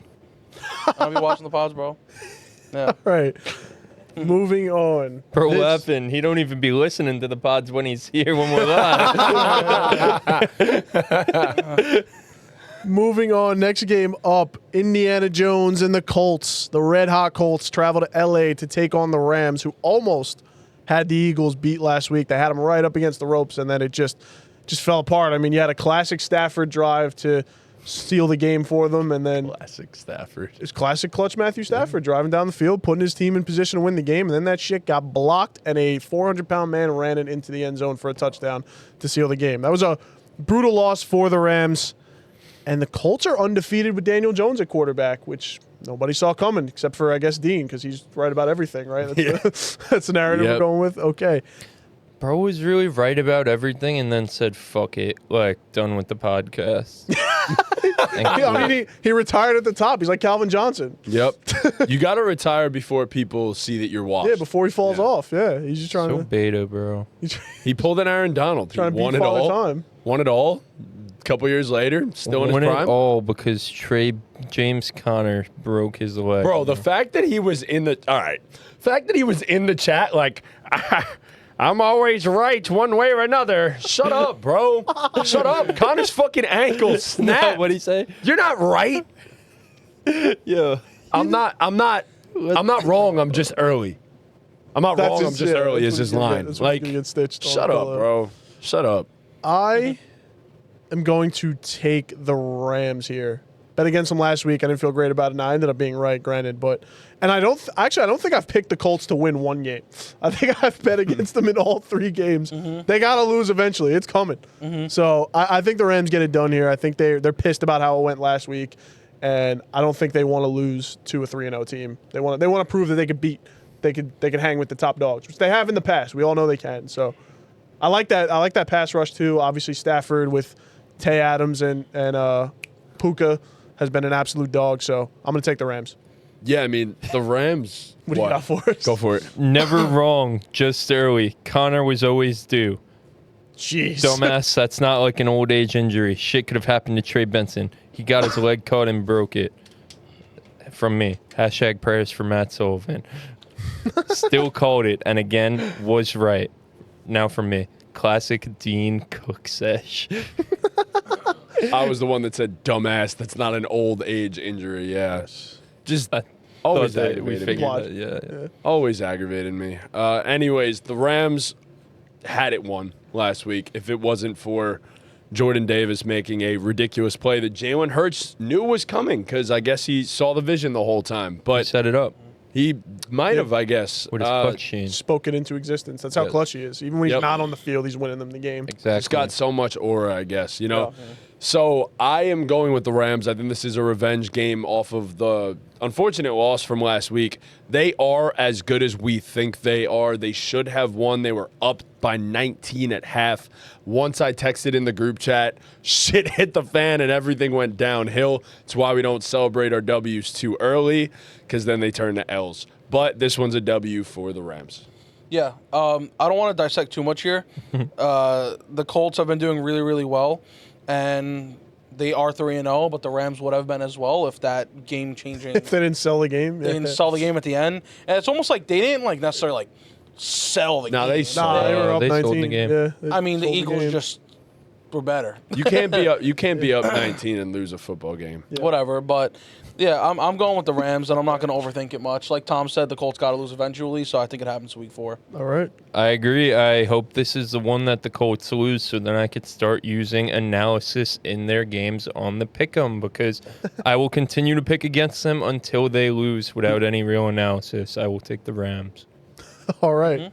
It's the type of analysis you subscribe for. I completely agree, though. Like they're just fake. Right? I mean, you guys analyze it. Yeah. Yeah. No, I don't even what's analyze. I didn't analyze this What game. doesn't need to be said doesn't need to be said.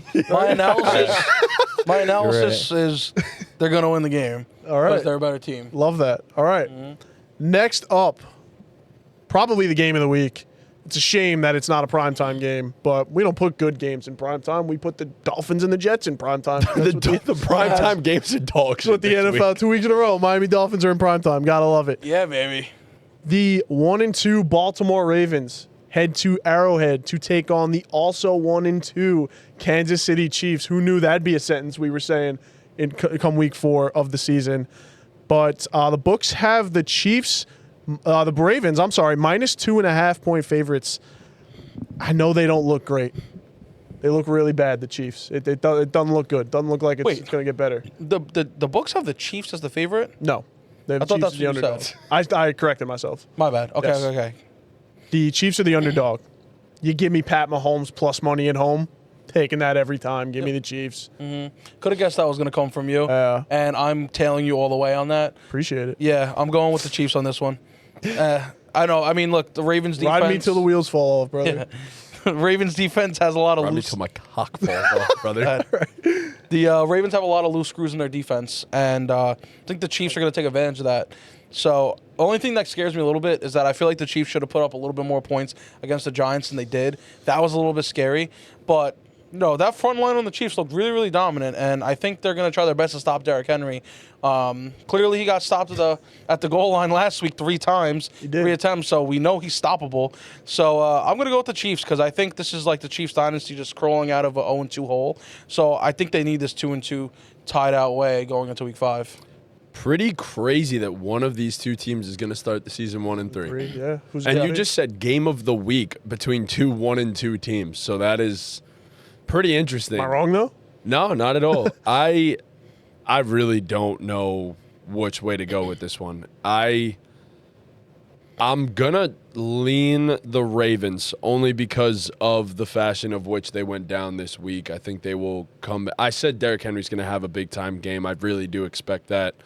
And Mahomes just don't have the weapons to take advantage. They don't have the run game to take advantage of a bad Ravens run defense. So I'm going with the Baltimore Ravens. Look at it this way, though, really quick, because the same way the Chiefs stopped Malik Neighbors and let Cam Scadaboo, Do his thing. do his thing. Is that kind of what you're thinking is going to happen with the Ravens? They 'Cause honed in on Henry. They're gonna probably stop going to focus Zay on Flowers. stopping Derrick Henry. Does that turn into Zay having a big game? I said he's the sit of the week. Someone will. Someone will have a big game, whether that's Lamar on the ground.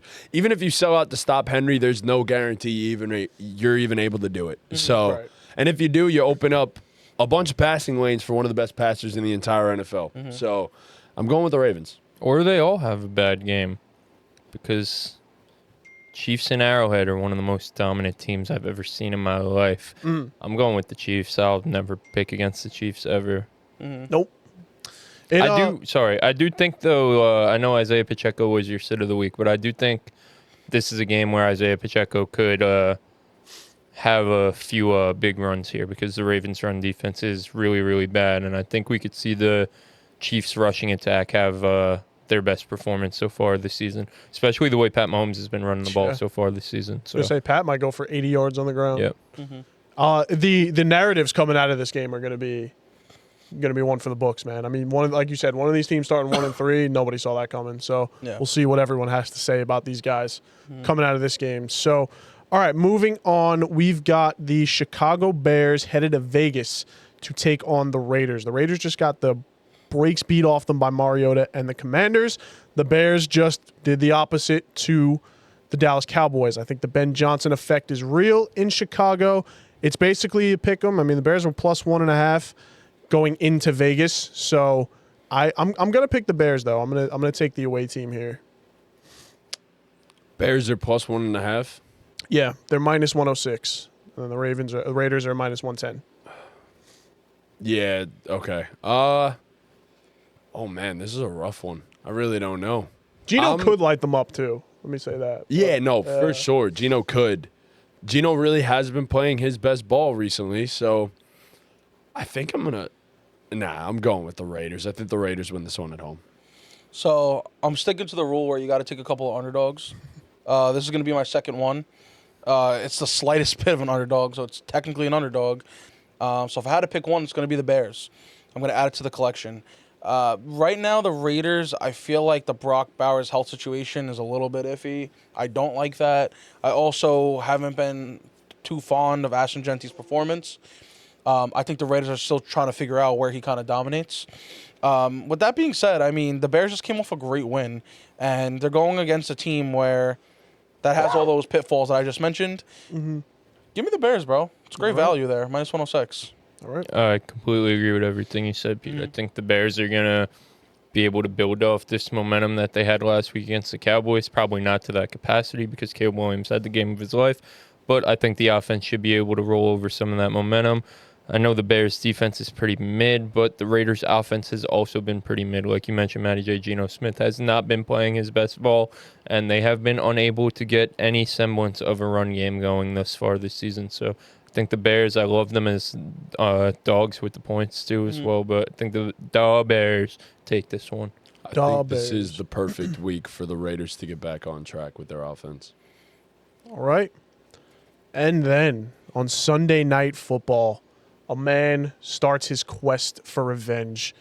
The Dallas Cowboys host the Green Bay Packers. Micah Parsons coming back to town, and he's taking heads. He's getting bodies on this squad. He is coming for revenge, and it's going to be a massacre, I think. I think Parsons is going to get back there. He might get 4 or 5 sacks in this game. He is on a mission. He might run up to the booth and sack Jerry Jones. He just might, and who would blame him? I mean, Jerry Jones might die, but he will die. But we don't need that. But this Dallas Cowboys defense has been just absolutely horrible the past couple weeks. Caleb Williams, you mentioned, had the game of his life. Russell Wilson had the greatest game ever, and before and after had the worst games ever. So that's not a coincidence.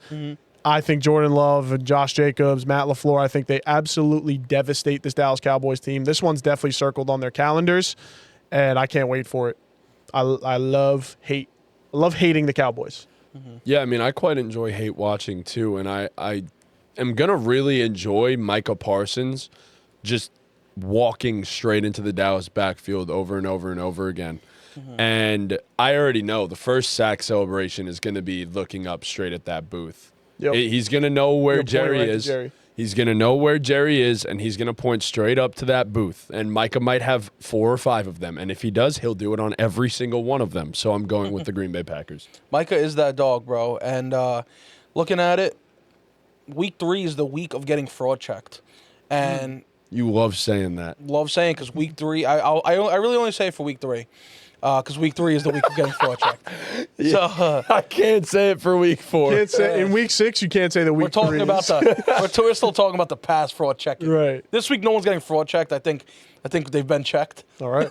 And those 2 teams were the Packers and the Cowboys, both getting fraud checked. And I think the Packers are a little pissed, man. You Very come off pissed. a loss like that, bro, and not to say that the Cowboys aren't pissed off too, but I think people were really not expecting this with the Packers. They got something to prove. Micah Parsons has something to prove. I don't like to say one team runs a whole side of the ball, but it's clear that Micah Parsons literally is running that defense. I'm going with the Packers this week, and I'm not thinking twice about it. Yeah, it's the Packers. All right. And my bad, did you skip past the Jets? No, they're coming. Okay, because I saw you bring them up, and I was like, because I have something to say No, about The that. yeah. Monday night, one of the 2. All right. Yeah, and then once again, because we all loved it so much, we get 2, not 1, but 2 Monday Night Football games. At least we don't have to stay up till 10:30 to start Was this about one. to say But that. Let's give them a round of applause. NFL, we love the dual Monday Night Football games. We That's do. exactly what we want on our Monday night. and we love that you put such shit teams on the Monday night games. I actually don't think there's anything I love more. I than love to watch double Monday, double bad games. right double because duty? after watching the Jets Dolphins at 7:16 p.m. Eastern, there's nothing I want to do more than just get right into the Cincinnati Bengals and the Denver Broncos Yeah. right after. Like Might just drop a deuce. that Jets Fins game is just going to be electrifying. Yeah. And I'm going to be hyped up after it. So the Jets go to Miami and play the Dolphins. Fins are minus 2.5-point favorites. And Chris, you mentioned earlier in the fantasy segment that the Dolphins own the Jets. Tua owns the Jets historically. And that's where I'm going with this. I think at home, Miami gets the dub here. Yeah, I'm going with the Dolphins. I don't really got much to say. Both these teams bore the shit out of me, so yeah. So, an electrifying stat as well, and why this game is going to be electrifying for me Hit me. as a Jets fan is, do the Dolphins kind of own the Jets? I'm going to say kind of. I'm not just going to. I would never just say such a thing. You know what I mean? I'm going to say kind of. Sure, you can make that statement, but last time Justin Fields played the Dolphins, the score was 35-32. Dolphins won by 3 points, right? Wait. All good. wait, I bro's- lost you. I bro's lost not you. cooking. One minute.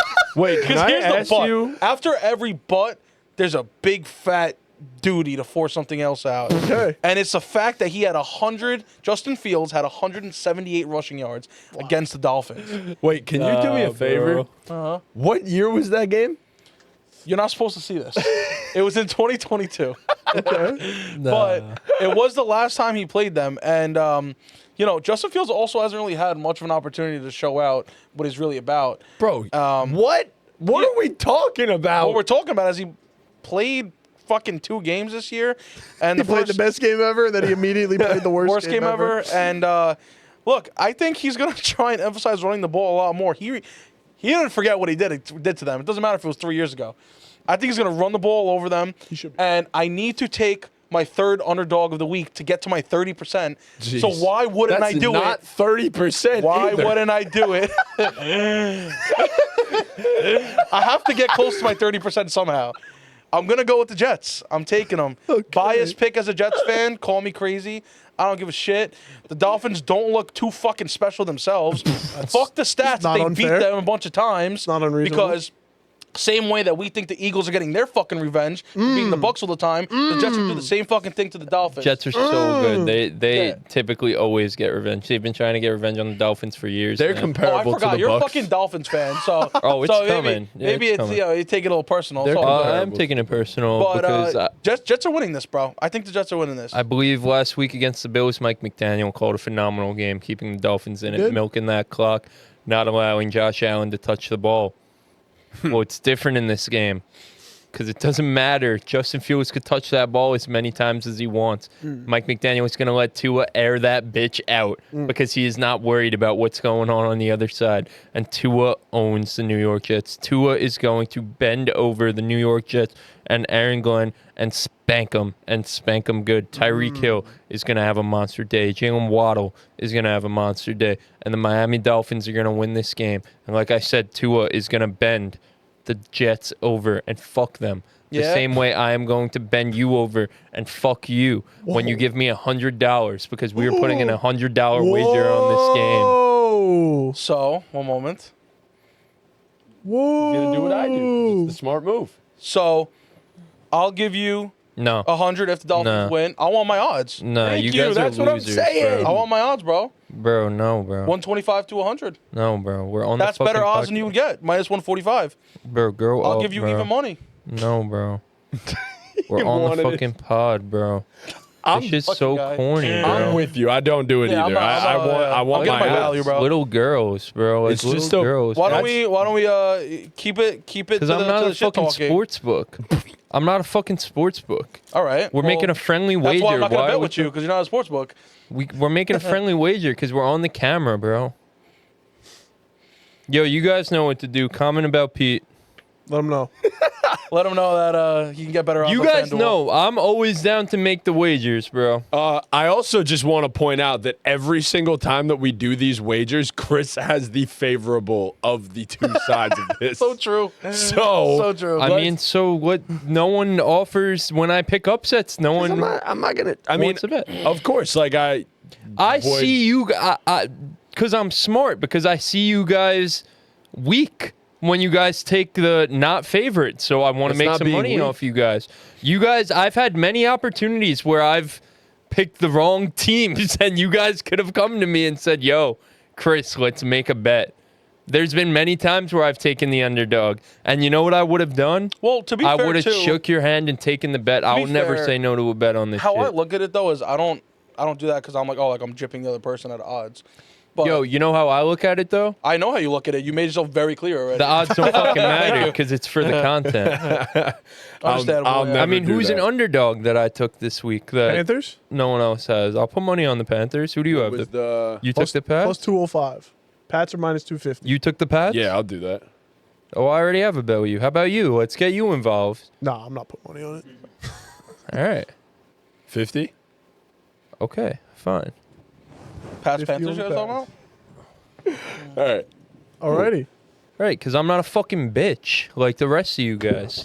If Bitch, that's that's what it what is, you're I supposed guess. to I Yeah. just Our teams are playing against each other, and you won't put a little friendly wager on it without looking at the fucking sports book. That shit's mad beta.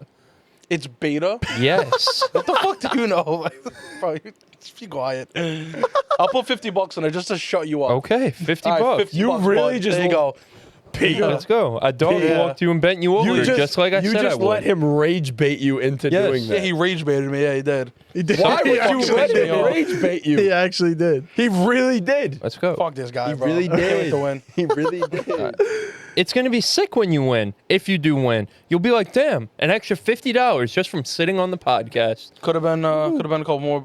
It definitely but- could But have you been know more. what you guys Yeah. could always do? Oh no, but we're doing it for the content. But you know what you down. could always everybody's do? fucking thrilled. But you know what you could Everybody's always do? thrilled we shook I'm on sure it. they are going to be thrilled in the comments. Yo, comment a W Pete for not being a little baby back bitch.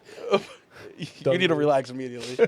Like take it down like 4 notches. But you know what you could also you. always do if you really want those odds so fucking bad? And this is what I told him last time. I could take it on the sportsbook. You could take it on the sportsbook. So why wouldn't I just do that in the first place? you could do That's my point. You could do That's both. what I'm saying, because that's Appreciate $50 more that I would be able to put on the sports book. both. So you know what you say? Chris You- rage baited you too. 'cause No, you he fucking- didn't. I got Yeah, him at 'cause you- odds. Yeah, because you shook on the fucking. I got him at odds last week. That's not rage baiting me.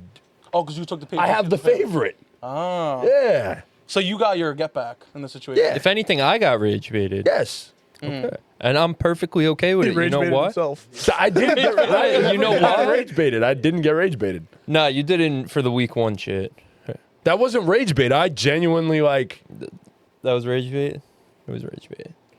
Come on, take it on the chin, bro. maybe a little bit. Ever since then, I will never get rage baited again. So we learned from our mistakes on the ball game. podcast. I promise you, bro. Yo, leave a comment on this if you guys are thrilled that we're making these wagers live on the pod. So what is even a comment for you, bro?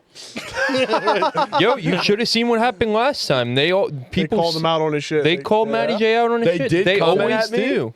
Do you want to know? What was the comment about? They were just like, "Wow, Matty J doesn't care about us. Like Matty J doesn't." No, care about it the was worse than content or that. whatever." Some of them said like, "Yo, like I'm unsubscribing." Like I thought Matty J cared about the ball Bruh, sack. obviously trolling, but Like, but yes, like they were just like, yeah, like whatever. Matty J not standing on business. Like, all right, bro, ask me how much I care. I don't. Sorry, guys, but I don't. Wow. Because I want to bet Wow, wow, on wow. favorable odds. That's just how I am. So, yeah. It's a smart play, bro. Thank you. Don't No. let this guy rage bait you. Bro. You let him. It's all right. It was a one and done thing. All right, cool. You know what I mean? I subscribe to the Ball Game Podcast Stand for with the me, bets. brother. SMH. Stand with me, man. Hold on. Would have subbed if Nick 830 accepted the bet. I remember the days when Matty J stood for something. Wow. SMH. Now all he cares about is quote odds instead of respect for the boys. Yeah. What's that person's username? Your boy TJ, one of our It is one of it our is a big guy that fans. We fuck with. We Right. fuck with. We fuck with your boy TJ. Hell yeah. We fuck with him for sure. It's one of your IRL boys. No, not IRL, but like one of my boys virtually. Word. One Okay. of my virtual boys. All Did we right. go over the Broncos yet, or is that our last one? No, that's what I'm doing right now. All right. All right. So the final game of the Week 4 slate, the final of the doubleheader on Monday Night Football, is the Cincinnati Bengals, who just got bent over and spanked last week by the Vikings. They head to Denver to take on the Broncos, And I think this one's pretty easily the Broncos. They had a tough loss to the Chargers last week. I think this is a perfect bounce back game for them. Agreed. All right, Well, you're taking the. Broncos. I'm taking the Broncos as well. Okay. I'm also going to be taking the Broncos. Had to unsubscribe just because get he over favored it. fan. Grow up. Had to, listen my to this. God, one. bro. I have to grow up. You have to fucking grow up. Why- why? You're I what? all you do is care What? about the fucking books. You're telling me to grow up. You guys get on here and act like little fucking girls. I thought we were over this. Had- I was like thinking- little fucking girls. Had We to act unsubscribe like- just because he favors FanDuels over betting for our sake. That MF. And I was once a proud ball sack to think. Wow. Oh, That person's trolling. I know he is. I know he Obviously, is. they're fucking trolling, bro. My heart bleeds for you. What was his username? That one was Mr. Senior Mr. Senior PP. Yeah, take it from him, bro. Yeah. Take it fucking Mr. Look at the way you're laughing at a fan of our show, Mr. bro. Senior God. PP, I feel so terrible for not betting at Chris's odds and betting it on FanDuel. So terribly. I'm so sorry. Oh, yeah, I'm sorry for him too. Yeah. You guys are a joke, man. Is it? All right. That'd be funny These if guys it was. put money in our bank God. account, and you guys just like talk to them like that. It's ridiculous, man. It's ridiculous. Real quick before we end this, I skipped the game. The Jags head to San Francisco and take on the Niners in San Fran. Mac Jones and the depleted Niners. Mac Jones revenge game. Ooh, I didn't think of it like that. Yeah. Yeah, easily. I'm taking the Niners. Even though they're banged up, the Jags just, I don't know how they're 2-1, man. They're like trying to lose games and they keep winning them. My bad. Are the Niners underdogged again? The Niners are -3.5. -3.5. They're Okay. favorites in this. Yeah. Yeah, I mean, I chose the Niners. I Okay. was just curious if that was another one of my underdog picks.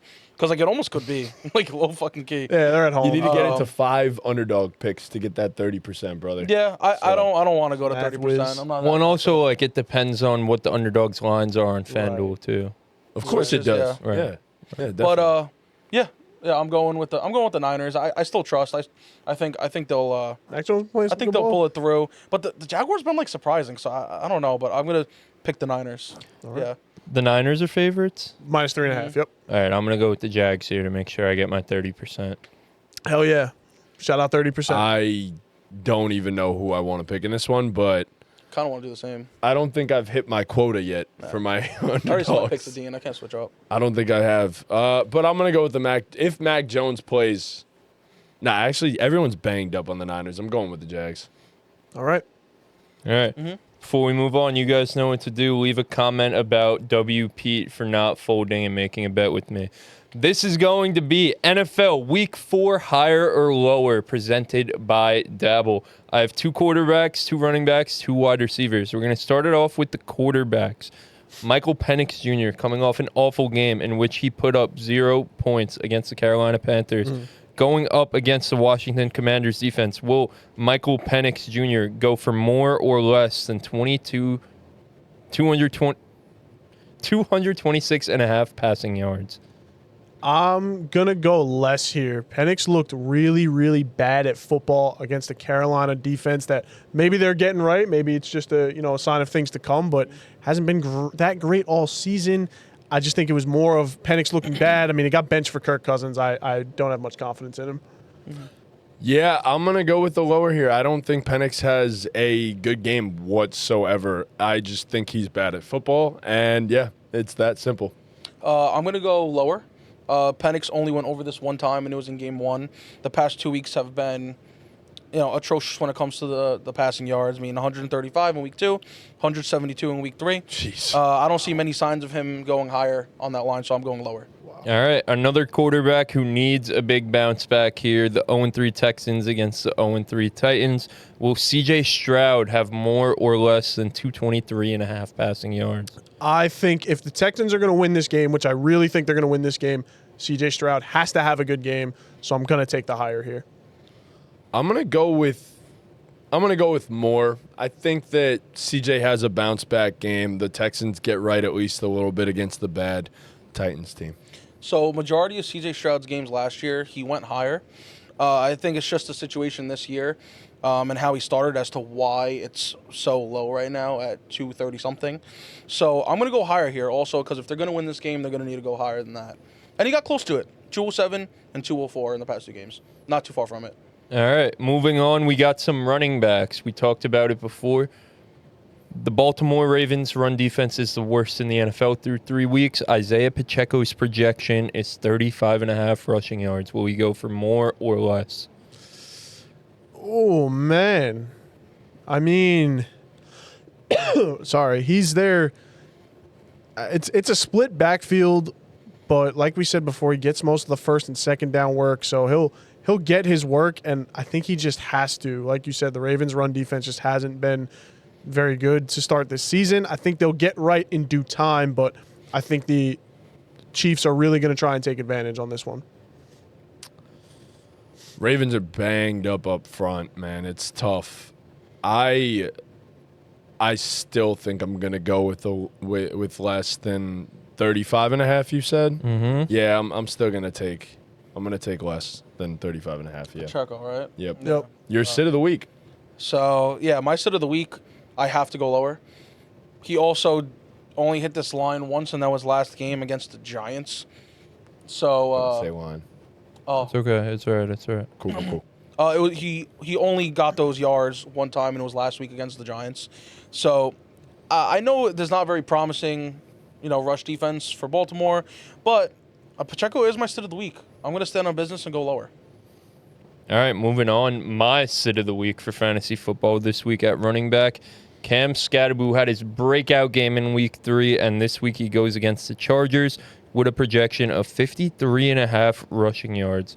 Will the Scat Pack get more or less? How many rushing yards? 53.5. Okay. Well,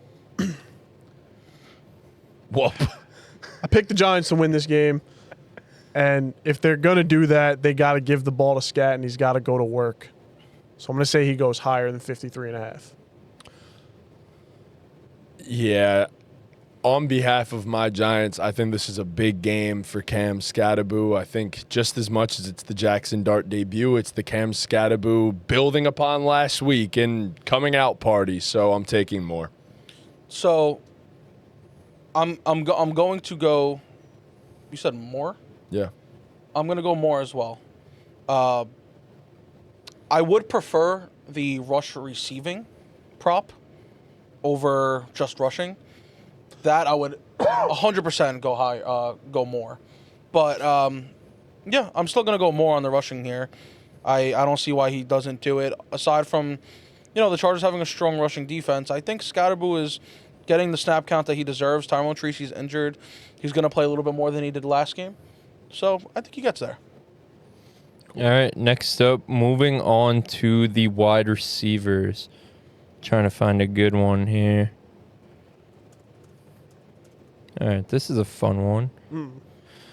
Moving on to the wide receivers, Mr. Jordan Addison returns from his 3-game suspension, and his projection is 39.5 receiving yards against the Pittsburgh Steelers. Will he go for more or less? Man, this one sucks because if he gets it, he's going to get it by like 100 yards. Yeah. But I just don't know how much I believe in Carson Wentz in this Minnesota offense just yet. I'm gonna go with the lower here. I'm gonna play it safe on this one, and if I'm wrong, I'm wrong, but I'll take the lower. I feel like he scores a touchdown this week. Honestly, I feel like they get the ball to him, but I don't think that means that he's gonna go more than the receiving projection. So I'm gonna take lower here. I'm gonna take less. It's tough. I'm gonna go less here as well. I don't have much stats or explanation for it, but I'm just gonna go less. All right, and to cap this thing off, Sunday, Wasn't he your start of the week, Oh, Jordan Addison? he was your start of the week. yeah. Get him. oh my God! No, do you see what I have pulled up here? Yeah. Why the fuck do you have Carson Wentz pulled up? I thought he was saying Carson Wentz passing. No. 39 and a half. I didn't even hear. And you still have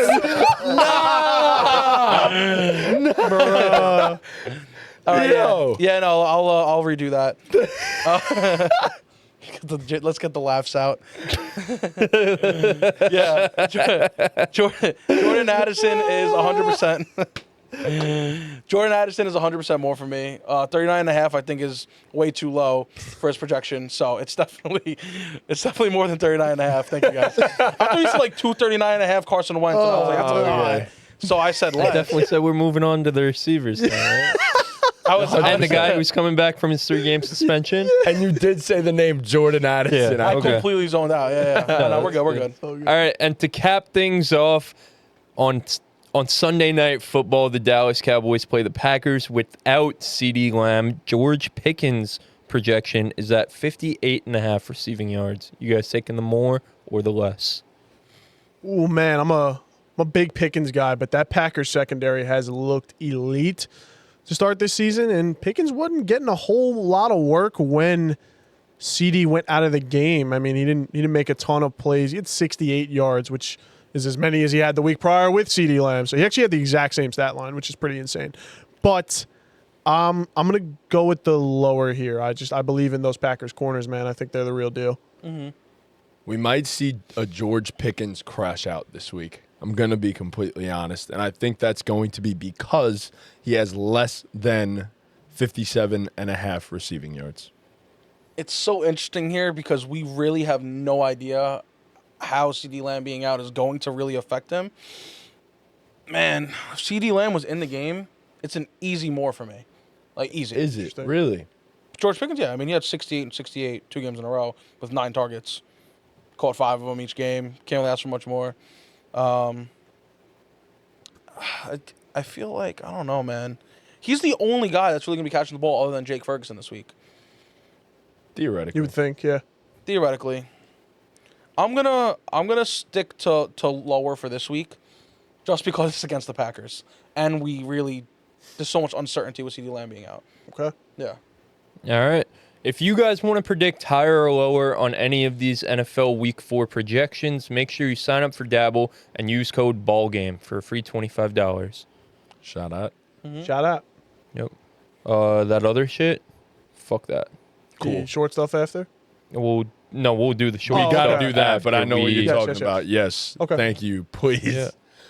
Thank you guys so much for watching. Please be sure to leave a like, subscribe, hit that notification bell, and follow us on all of our socials. Go ahead. Comment down below W Pete for making that wager with me. Let's Thank see you. where. Yeah. So just to remind you guys, my bets for this week. He's I've- joy baiting me now. Well, you deserve your respect for coming to your senses. Joy and being baiting's a new man. thing on the Yeah. internet. It's funny. $50 on the Jets and Dolphins between me and Pete. $25 on who will have more touchdowns between Aaron Rodgers and Carson Wentz between me and Matty J. And then $50 on the Patriots-Panthers between me and Matty J. So let us know down below who's going to win those bets. Comment at WP, W Matty J for not taking those wagers on FanDuel and being men and giving you guys the content we deserve. Comment down below, Tom, make a bet. That's what I want to see. I want to see a bunch of comments calling Tom out for not making any bets. Force him That's into fair. it. No, that's fair. Force his hand. Your time's yeah. going to come. My time's coming. Yeah, 100%. I'm just not that I think the Pats are going to win. I'm just not that passionate about it. I don't want What something- are you passionate about? The only reason I did is because I'm passionate about What, the picks Jets. this week? Yeah, what are you passionate about? Don't get rage bait. Oh, yo, he's about to. Don't even answer. I'm not putting money on the Giants. Yo, you do have the Giants. I do have the Giants. $10. Can't do it. Not even $10. Oh, you? $10? Let's do 10. You want to do the Bucks? Let's do the Bucks. 25. 25 for the Bucks. I got the Eagles. Oh. Sure. Cool. All right. 5. See, I didn't even look at the odds. This guy's got the best Yo. odds in He all does. of America. He does. fine. What do you mean? in our I bets, took an though. underdog. Not in our bets, though. That's You fine. took Well, one underdog. actually, yeah. Yeah, you did, you did. We did have an I mean, underdog, Tom yeah. literally approached me with that. Yeah, he did. He said, "Want to bet the Bucks?" He did. What am I going to do? Say no? I wouldn't say no. Okay. No. All right. I mean, I'd is take there those odds. What do you want to bet on a there is- favorite? What favorite do you like that I don't like the underdog? I'll that I bet on a like the favorite. underdog? Let me take a look really quick. You have the Niners. I'll take the Jaguars. I don't know if I want to do the Niners because, like I said, they're not like my favorite. He's going to say the Bills. I would do the Eagles too, which I think you'll like because Wait, he has I the have just the bet Eagles. I know, them. but like I'll do it too. Oh, You'll take take the the double Bucks, whammy. too? You're taking the Bucks? No, I want the Eagles. Oh wait, my I bad. have the Eagles. Okay, so I'll do the. Let's see. Who are the Chargers playing again?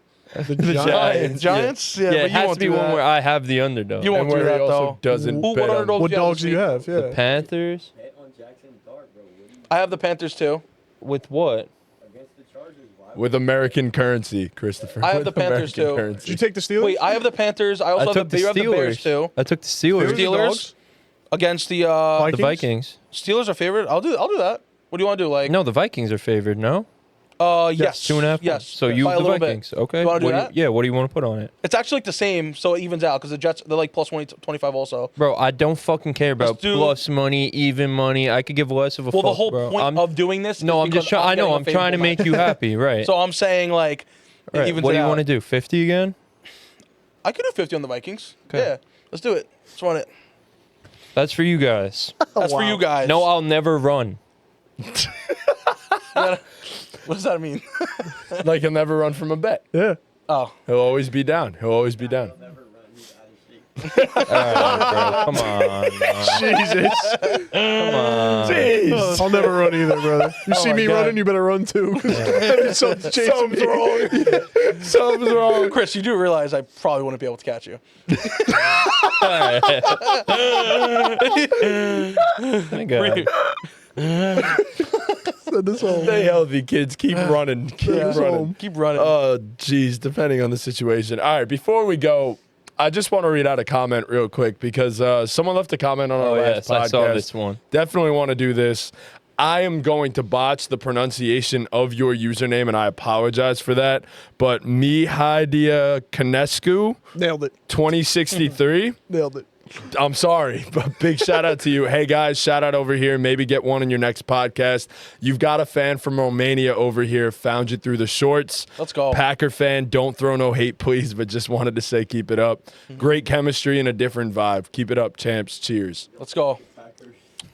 I love Nick you. back Thank there you. saying fuck the Packers, but let's go Pack this week. We all got the Packers. So Oh, we're- I'm a big we're- Packers guy this Packers year ride anyway. for I the said, Packers this week. I said they'd represent the NFC in the Super Bowl, so I'm with you, bro. Yo, we I'm got with love you. from Romania. W That's like- Romania. That's what I'm saying. And you That's think sick. bro's going to be happy when he saw you guys running from the grind before? Like, he's going to be so happy if he made it to the end and saw that you guys came around to your senses to be real Absolutely. man. I think he'll be happy that we shouted him out too. Oh, Absolutely. 100%. Yeah. Yeah. Shout out my guy, man. Shout out Appreciate to the him. love. Yeah. Nah. Bro, why are you doing that to me? No, Brother that's from goated though. Romania. From Romania, bro. Yeah, if bro, anybody else is from like anywhere, that's not New York. the tri-state area. Not the Nah, tri-state even if area? you're from New York, just comment down Comment below where what you're part. from. Comment what part. Comment where where you're you're from, because we are curious, bro. We Comment wanna- W Staten Island. If you stuck around for the full thing, don't do that. Comment W do Staten that. Island. Don't do Come that. on. Comment W Stat Island and let us know where you're from. Let us know where you're from. Yeah, I'm curious because Romania is a crazy one. I would not have thought. Exact address in the. All right. You think there's anyone in the North Pole? Maybe we'll watching this? send you a surprise. You never know. Maybe it'll be us. What if Chris is we baiting show you up at guys. your door for he Christmas with just like a binky in his mouth and a diaper? and a Me? bow on his head. Wait, what? How did we get here? What the fuck? right. Oh, me getting shook? Yeah, Oh, let's, wow. let's do it. That's the Yeah, plan. it's Yeah. Thank you guys, and with that. ball Ball game. game. Ball game.